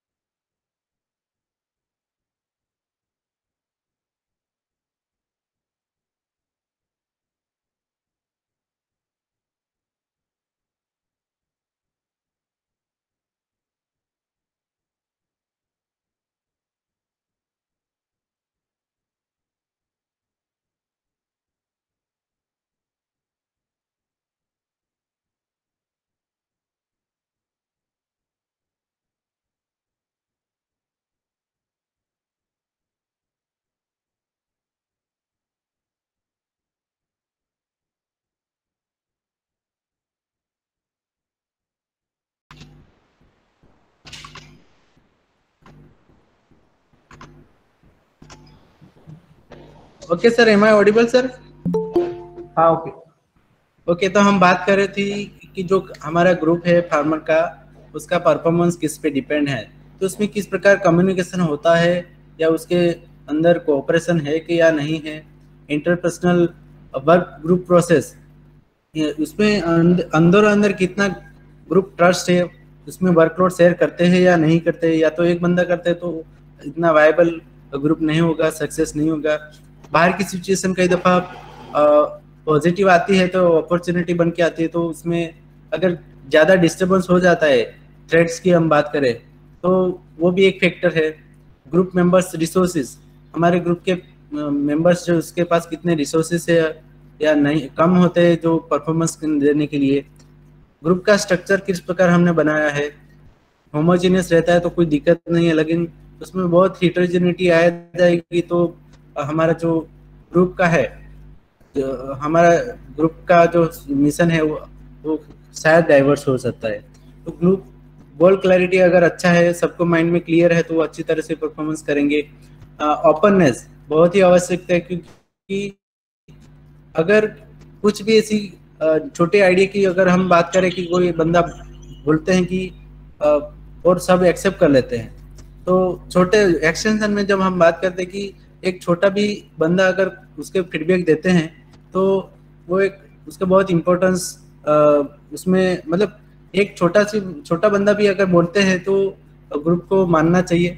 ये सारे फैक्टर्स है ग्रुप के लिए ग्रुप की सक्सेस के लिए आवश्यक है. बहुत सारे आपने CIG बनाए होंगे या तो FIG बनाए होंगे, तो किस प्रकार से वो drawing members out of organise community. तो अगर ज़्यादा लोगों का पॉपुलेशन है गांव में तो अलग अलग 2-3 ग्रुप आप बना सकते हैं सेम पर्पस वाले. अगर कम है तो एक ही ग्रुप से बना सकते हैं. अगर जैसे जैसे अलग अलग इसमें सिचुएशन के हिसाब से आप बनाते हैं, तो एक्सटेंशन एजेंसी के कौन से ऐसे फैक्टर्स है दैट जो ग्रुप का परफॉर्मेंस इंक्रीज या डिक्रीज करते हैं. अगर टेक्निकली हम बात करें कि अगर हमारा जो एक्सटेंशन ऑफिसर है उनको आइडिया है कि नहीं किस प्रकार बनाना है, टेक्निकल कैपेबिलिटी उनको वो डील कर लेता है, तो वो हमारा ग्रुप की सक्सेस बढ़ जाती है. स्किल इन मैनेजिंग ग्रुप, हमको पता है कि कहाँ पे कॉन्फ्लिक्ट होगा, किस स्टेज पे कॉन्फ्लिक्ट होगा, हमको क्या करने की आवश्यकता है.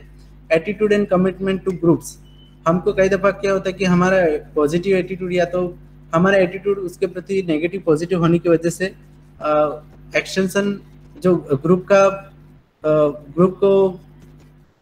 ऊपर असर पड़ती है.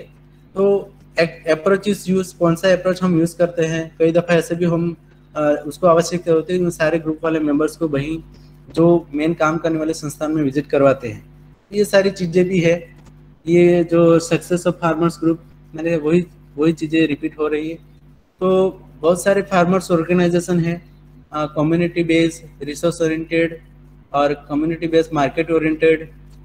हम अभी तो मार्केट ओरिएंटेड बहुत सारे ग्रुप बने हैं, आपके वहाँ पे भी बने होंगे कि मार्केट की दिक्कत है तो हमको कहाँ बेचना है, किस भाव पे बेचना है, वो सारी चीज़ों के लेके ग्रुप बनते हैं। उसको मार्केट ओरिएंटेड फार्मर ऑर्गेनाइजेशन कहा जाता है।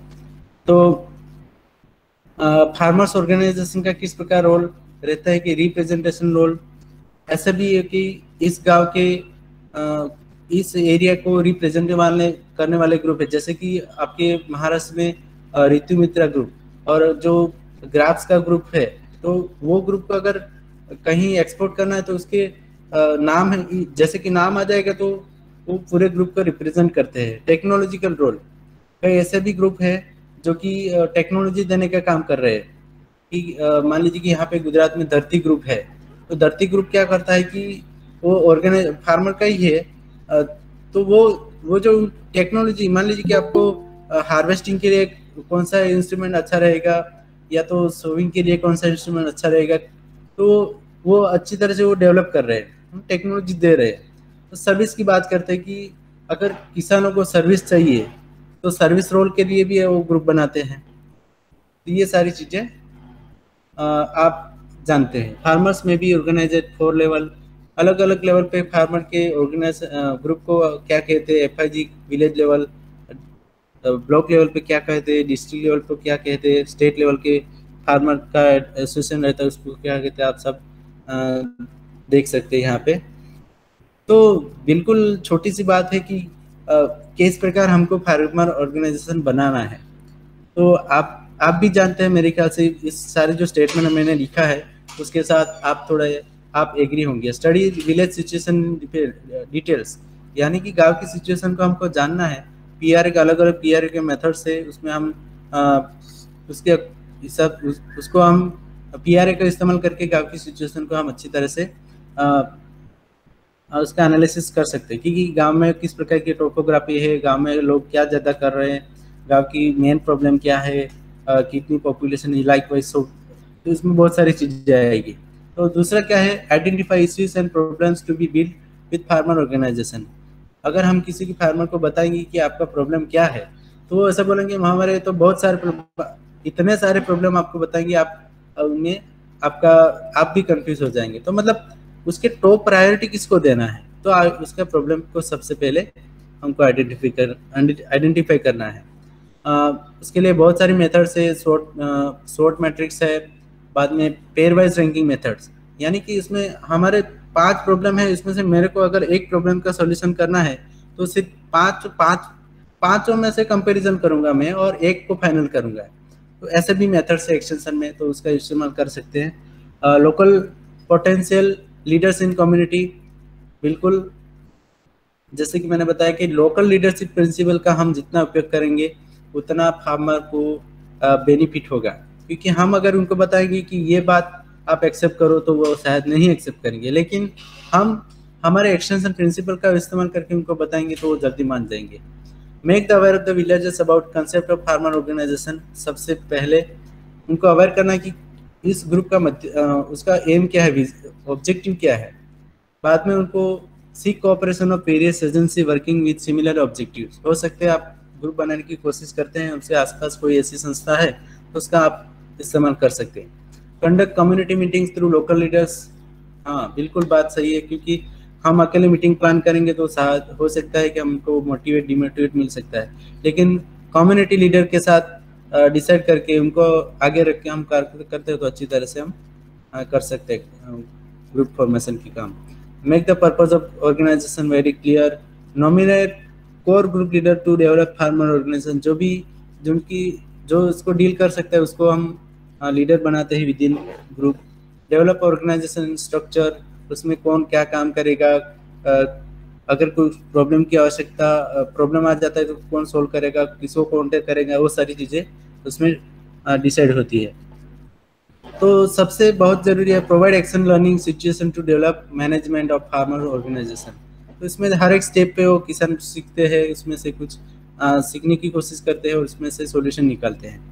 Prepare plan for action using participatory action management. Participator यानी कि साथ में सीखते हैं।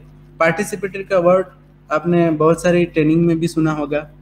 तो पार्टिसिपेटरी एक्शन मैनेजमेंट, कोई ऐसा प्रॉब्लम आता है तो सब साथ में मिलकर उसका सॉल्यूशन निकालते हैं। तो ये सारी चीज़ें भी है। तो ये सारे स्टेप है जो कि हमने लिस्ट आउट किए थे।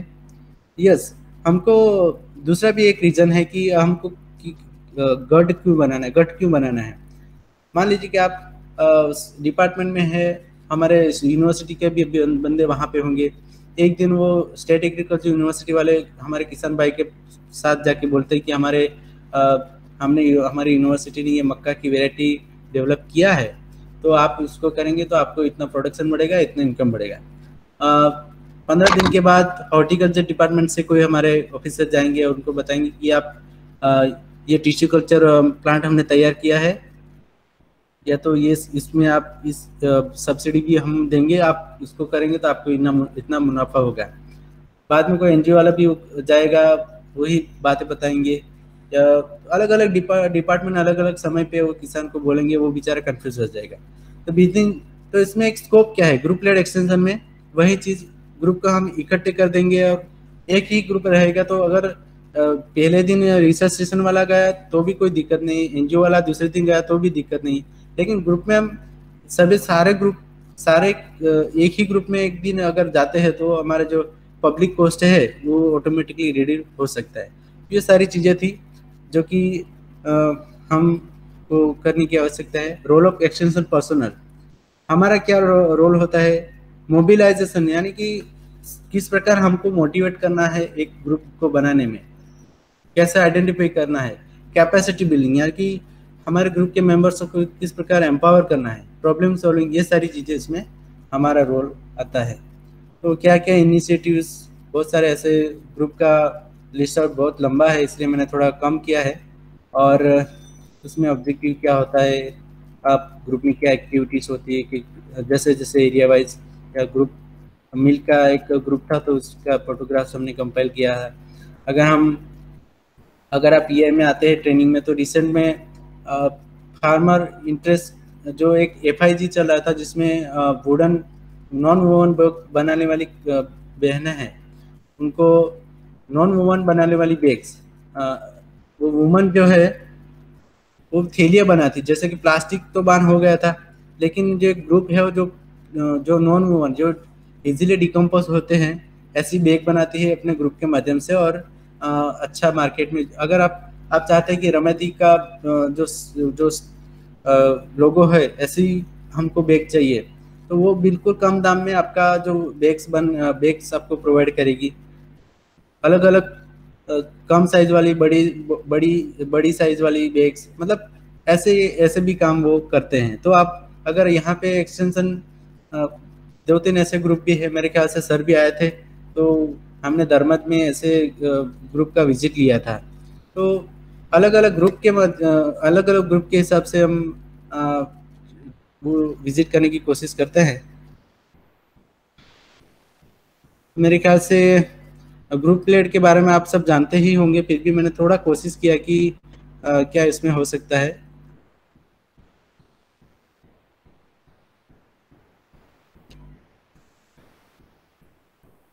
हेलो हेलो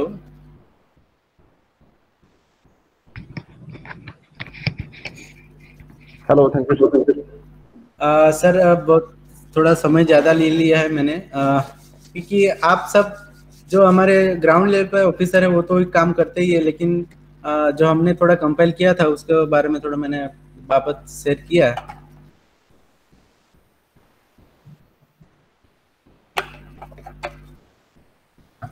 किसी को कुछ क्वेरी है तो आप पूछ सकते हैं।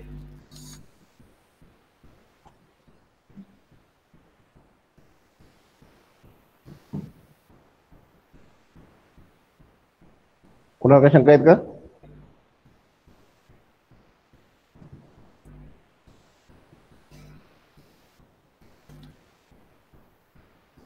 आता एक प्रश्न फक्त असा आहे की ग्रुप्स आता कंपनी फार्माकोर्स एफपीओचं काम चाललेलं आहे, की आता नेमकं आपल्याकडे काय असं मॉडेल तयार झालेलं आहे का की शेतकरी उत्पादक कंपनी खाली गट वगैरे असं काय तयार झालेलं आहे? क्या ऐसा कोई मॉडल बन गए आप? क्या डायरेक्ट फार्मर प्रोड्यूसर कंपनी बन गई या एसएचजी का कंपनी बन गई, ऐसा कोई फेडरेशन कुछ ऐसा मॉडल? यहाँ गुजरात की बात कर रहे हैं सर? हाँ ओके, तो सर लास्ट ईयर हमारे यहाँ पे सारे क्या है, कौन सा अप्रोच लेके आगे जाना है? जैसे कि अमूल देखकर अमूल जैसे रिफ्लेक्शन होने की कोशिश हो गई, तो वैसे ही कोऑपरेटिव की रिफ्लेक्शन हो गई। अभी क्या है, कोई एसएचजी लेके काम चल रहा था, तो अभी सह्याद्री लेके, जैसा हमारा कंपनी महाराष्ट्र में सह्याद्री फार्मर प्रोड्यूसर कंपनी, ये मॉडल लेके कुछ और गवर्नमेंट की स्कीम है, नेशनल 10,000 एफपीओ फार्म करने की सेंट्रल गवर्नमेंट की स्कीम है, स्टेट गवर्नमेंट का भी हमारा प्रोजेक्ट है, स्मार्ट प्रोजेक्ट करके। तो ऐसा कोई इंसेंटिव देख के कुछ फार्मर प्रोड्यूसर कंपनी बनाने की कोशिश कर रहे हैं, तो कौन से अप्रोच लेके आगे जाना है, या कोई वो एसएचजी का अप्रोच आगे बढ़ के उधर एफपीओ करना है, ऐसा कुछ? सर आपका क्वेश्चन मैं समझ सकता हूँ कि इसमें क्या होता है कि जनरली हमारे यहाँ पे जो आप महाराष्ट्र से फार्मर प्रोड्यूसर ऑर्गेनाइजेशन का जो कंसेप्ट वहाँ से आया है, तो हमने लास्ट ईयर हमारे यहाँ पे एक वो स्टेट लेवल का एक मीटिंग था, जिसमें ग्राउंड लेवल से ब्लॉक लेवल पे कौन रहेगा, डिस्ट्रिक्ट लेवल पे कौन रहेगा, और तो अकॉर्डिंगली वो यहाँ पे सारे स्टेट के अलग अलग मेंबर्स आए थे और फार्मर प्रोड्यूसर ऑर्गेनाइजेशन के बारे में अच्छा डेलिब्रेशन हुआ था 2 दिन का।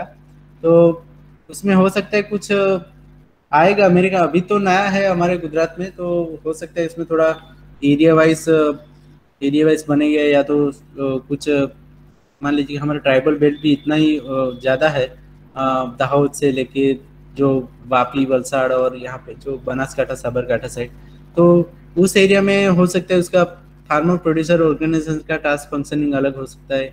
मिडिल गुजरात में जो अभी यहाँ पे धान का ज़्यादा होता है और वेजिटेबल्स का ज़्यादा होता है, तो मेरे ख्याल से अलग अलग जो टोपोग्राफी हिसाब से एपीओ का मोड ऑफ फंक्शनिंग रहेगा, मैं ऐसा मानता हूँ। अब फिलहाल तो इन्वेंशन हो गया है, लेकिन उसका प्रॉपर इम्प्लीमेंटेशन नहीं हुआ है, तो इट्स क्वाइट देखते हैं क्या होता है इसमें।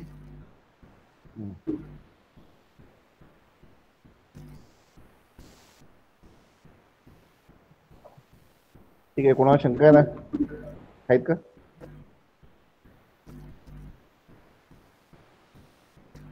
चलो, तो सर ज़्यादा समय न लेते हुए मैं आपको बहुत थैंक यू कहता हूँ सर, क्योंकि ये जो ऑनलाइन ट्रेनिंग्स में कुछ लिमिटेशंस हमारी भी रहती है, हमारे पार्टिसिपेंट की भी रहती है, वो मैं देख रहा था सारे ट्रेनिंग के दौरान। कुछ हमारे ऑफिसर्स फील्ड में काम करते करते भी ट्रेनिंग को एंजॉय कर रहे थे, तो आपने इतनी एफर्ट्स आपकी ओर से लगाई है कि उसका जिसका हम कहें कि उसमें बता नहीं सकते, क्योंकि ऑनलाइन ट्रेनिंग्स में उसका नॉमिनेशन से लेके प्लानिंग, उसका लिंक्स बनाना, सबको कॉल करके बताना है कि आपका ये से ट्रेनिंग है, उनको तक ऑर्डर। आप कई दफ़ा क्या होता है कि सर आपने बता दिया, आपके पास ऑर्डर भी आ गया, लेकिन पार्टिसिपेंट के पास ऑर्डर नहीं पहुंचा, तो आपने बात करते कि आपका ट्रेनिंग लगा है, तो वो बता कि हमारे पास तो ऑर्डर भी नहीं आया, लेकिन आपने जो एफर्ट्स की कि उनको बात किया कि आपका ट्रेनिंग है। और मेरे ख्याल से सारे हमारे ऑफिसर्स कल तो मोर देन 35 हो गए थे और रजिस्टर्ड 27 है। अगर किसी का बच गया है तो आप फिर से, जिन्होंने अटेंड किया लेकिन रजिस्ट्रेशन नहीं किया है, ऐसे भी कुछ लोग होंगे मेरे ख्याल से। तो थ्रू आउट द ट्रेनिंग सभी का यहाँ पे सब हमारे ऑफिसर्स अटेंटिव रहे, ट्रेनिंग को एंजॉय करते रहे, तो उसके लिए आपका जो एफर्ट्स है मेरे ख्याल से बहुत ही बड़ा है। हमारा 70% हमारा ट्रेनिंग का कंप्लीशन होने का आपका उसके 70% आपका कंट्रीब्यूशन है मेरे ख्याल से।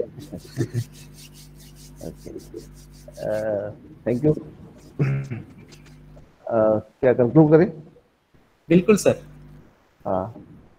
मित्रों, आपण recent extension approaches for effective transfer of technology extension education institute Anand Gujarat आणि रामेती कोल्हापूर या दोघांच्या संयुक्त विद्यमानं 2 दिवसाचं प्रशिक्षण आपण आयोजित केलेलं आहे. या प्रशिक्षणाच्या निमित्तानं सगळ्यात महत्त्वाची गोष्ट आहे की मार्च एंडमुळं अरविंद सर जी पहला प्रॉब्लम था कि मार्च एंड का था. मार्च एंड का अभी लास्ट सेकंड वीक है तो हमारे फील्ड पे बहुत काम रहते और जो आपका जो ट्रेनिंग का मैंडेट था उसके सुपरवाइजर ना अभाव. बाकी हर ट्रेनिंग को हमारे असिस्टेंट के यहाँ रहते हैं, लेकिन अभी सुपरवाइजर मंडल कोषाधिकारी और तालुका कोषाधिकारी भी पार्टिसिपेट हो रहे थे और उनका भी फील्ड लेवल पे बहुत ही मार्च एंड के कारण फिजिकल और फाइनेंशियल टारगेट के कारण बहुत काम है. फिर भी वो सब लोग उधर एक्टिव पार्टिसिपेट रहे. आपने जो हमें मौका दिया ऑफलाइन ट्रेनिंग लेने का, ऑनलाइन ट्रेनिंग ऑफ कैंपस लेने का, तो इसके लिए मैं आपका और आपके इंस्टीट्यूट का सभी का मैं धन्यवाद चाहता हूँ, हमारे लोगों की तरफ से और रामेती की तरफ से. फिर कोई ऐसा नया सब्जेक्ट है, नया कोई कंसेप्ट है तो हमें अच्छा लगेगा कि उधर का जो अच्छे तरह के एक्सपर्ट है उनका जो नॉलेज है हमारे लिए अच्छा एक एक्सपीरियंस शेयरिंग का मौका मिलेगा. एक ट्रेनिंग के जो भी कंटेंट थे वो आपने बहुत ही अच्छी तरह से प्लान किया. जो कल पहला लेक्चर जो था एक्सपोर्ट के बारे में तो बहुत ही अच्छा, वो हमारे लिए काफ़ी एक स्ट्रेटेजिक प्लानिंग के लिए बहुत ही अच्छा रहेगा. आज सुबह का मैडम का भी था वो लेक्चर, वो भी बहुत अच्छा एक रिमार्केबल था दोनों लेक्चर. कल दोपहर का भी लेक्चर जो short analysis of media mass media management के बारे में वो भी अच्छा था. वो कंटेंट भी अच्छे थे जो लोगों के लिए काफ़ी काम में आ सकते हैं उधर एक्सटेंशन के बारे में. तो आपके और आपके इंस्टीट्यूट के मैं बहुत ही धन्यवाद चाहता हूँ और आगे फिर कोई ऐसा नई कंसेप्ट के बारे में कोई ऑफ कैंपस ट्रेनिंग हो, प्लानिंग आपके इंस्टीट्यूट के में आगे है तो हम निश्चित स्वरूप से पार्टिसिपेट हो सकते. मी सर्व प्रशिक्षणार्थींचं मनपूर्वक त्या 2 दिवसाच्या प्रशिक्षणामध्ये आपल्या नेहमीचं कामं सांभाळून त्या बाजूला ठेवून आपण ऍक्टिव्हरित्या पार्टिसिपेट झाला त्याबद्दल मी मनपूर्वक आभार व्यक्त करतो. आणि अरविंद सर आणि रामेती म्हणजे आनंद आणि रामेती कोल्हापूर या दोघांच्या वतीने आपल्या सर्वांचं मनपूर्वक आभार व्यक्त करून आपलं जे 2 दिवसाचं प्रशिक्षण आहे हे संपलं असं मी जाहीर करतो. धन्यवाद. Thank you. Okay, thank you so much. हमारी संस्थान के डायरेक्टर की ओर से, हमारे जो यूनिवर्सिटी की ओर से आप सभी हमारे पार्टिसिपेंट का बहुत बहुत धन्यवाद अदा करता हूं सर. और मेरे हिसाब से आप जितने जो ऑफिसर्स है, बाकी हमारे एक्सटेंशन फंक्शनिंग को बहुत हेल्प मिलती है आप जैसे ऑफिसर से. और यही ट्रेनिंग हम ऑफलाइन भी ऑर्गेनाइज करने वाला है नेक्स्ट ईयर. अगर पॉसिबल है तो आप यहाँ पे भी आइए, साथ में विजिट को भी एंजॉय करेंगे, स्टैच्यू ऑफ यूनिटी को भी एंजॉय करेंगे. और हमने कुछ सर फोटोग्राफ्स लिए हैं इन बिटवीन, जब भी हमने कुछ सेशंस चलते थे तो उसको हम हमारे जो फेसबुक पेज है extension education institute western region का, तो उसमें हम अभी कुछ फोटोग्राफ्स भी ऐड करेंगे. तो किसी को देखना है अपने फोटोग्राफ्स तो आप देख सकते हैं. ऐसा नहीं कि हमने अटेंड किया लेकिन हमारा पब्लिसिटी नहीं हुआ, तो आप फोटोग्राफ्स वहाँ पे भी देख सकते हैं, डाउनलोड भी कर सकते हैं. और लास्ट में हमारा जो पोस्ट रिवोल्यूशन का लिंक भेजा है सर ने, और वो भी देख लीजिए कि उसमें 2 मिनट लगेगा, ज़्यादा समय नहीं लगेगा. तो 2 लिंक को आपको भरना है. उसके बाद हमारा जो आपको मैं लास्ट में बोलना चाहता हूँ, जो सर्टिफिकेट है कोलैबोरेटिवली हमने रामेती के साथ, और ये एक सर्टिफिकेट आएगा जो आपको आपने जो रजिस्ट्रेशन फॉर्म में अपनी एड्रेस डाला है उसी पे हम भेजेंगे. अगर सर बोलते हैं कि रामेती को सारे सर्टिफिकेट भेज दीजिए, हम वहाँ से डिस्ट्रीब्यूट कर देंगे तो भी दिक्कत नहीं है. अगर आप कहते हैं कि इंडिविजुअल भी हम भेजने के लिए तैयार है, तो आपको एक सर्टिफिकेट तो मिलने वाला ही है कि आपने सक्सेसफुली 2 दिन का ट्रेनिंग प्रोग्राम ऑनलाइन अटेंड किया है. सर आपका प्रेजेंटेशन के बारे में आपने डिस्कस किया सुबह? हाँ, वो प्रेजेंटेशन हमने वीके गोंडेरा सर का मिल गया है हमको, और दूसरा मैडम का भी मेरे ख्याल से मेल में आ गया होगा. तो वो मैं अभी हमें ग्रुप में शेयर करने वाला हूँ, क्योंकि 2 प्रोग्राम था तो उसमें हमारा दूसरा पीसी वहाँ फ्री एक्सेस है, तो वहाँ से सारे प्रेजेंटेशन जो भी हमने डिलीवर किए वो हम विद इन 10 मिनट्स आपको ग्रुप के माध्यम से शेयर कर लेंगे. Please sir. Okay, thank you so much sir. Thank you. Thank you.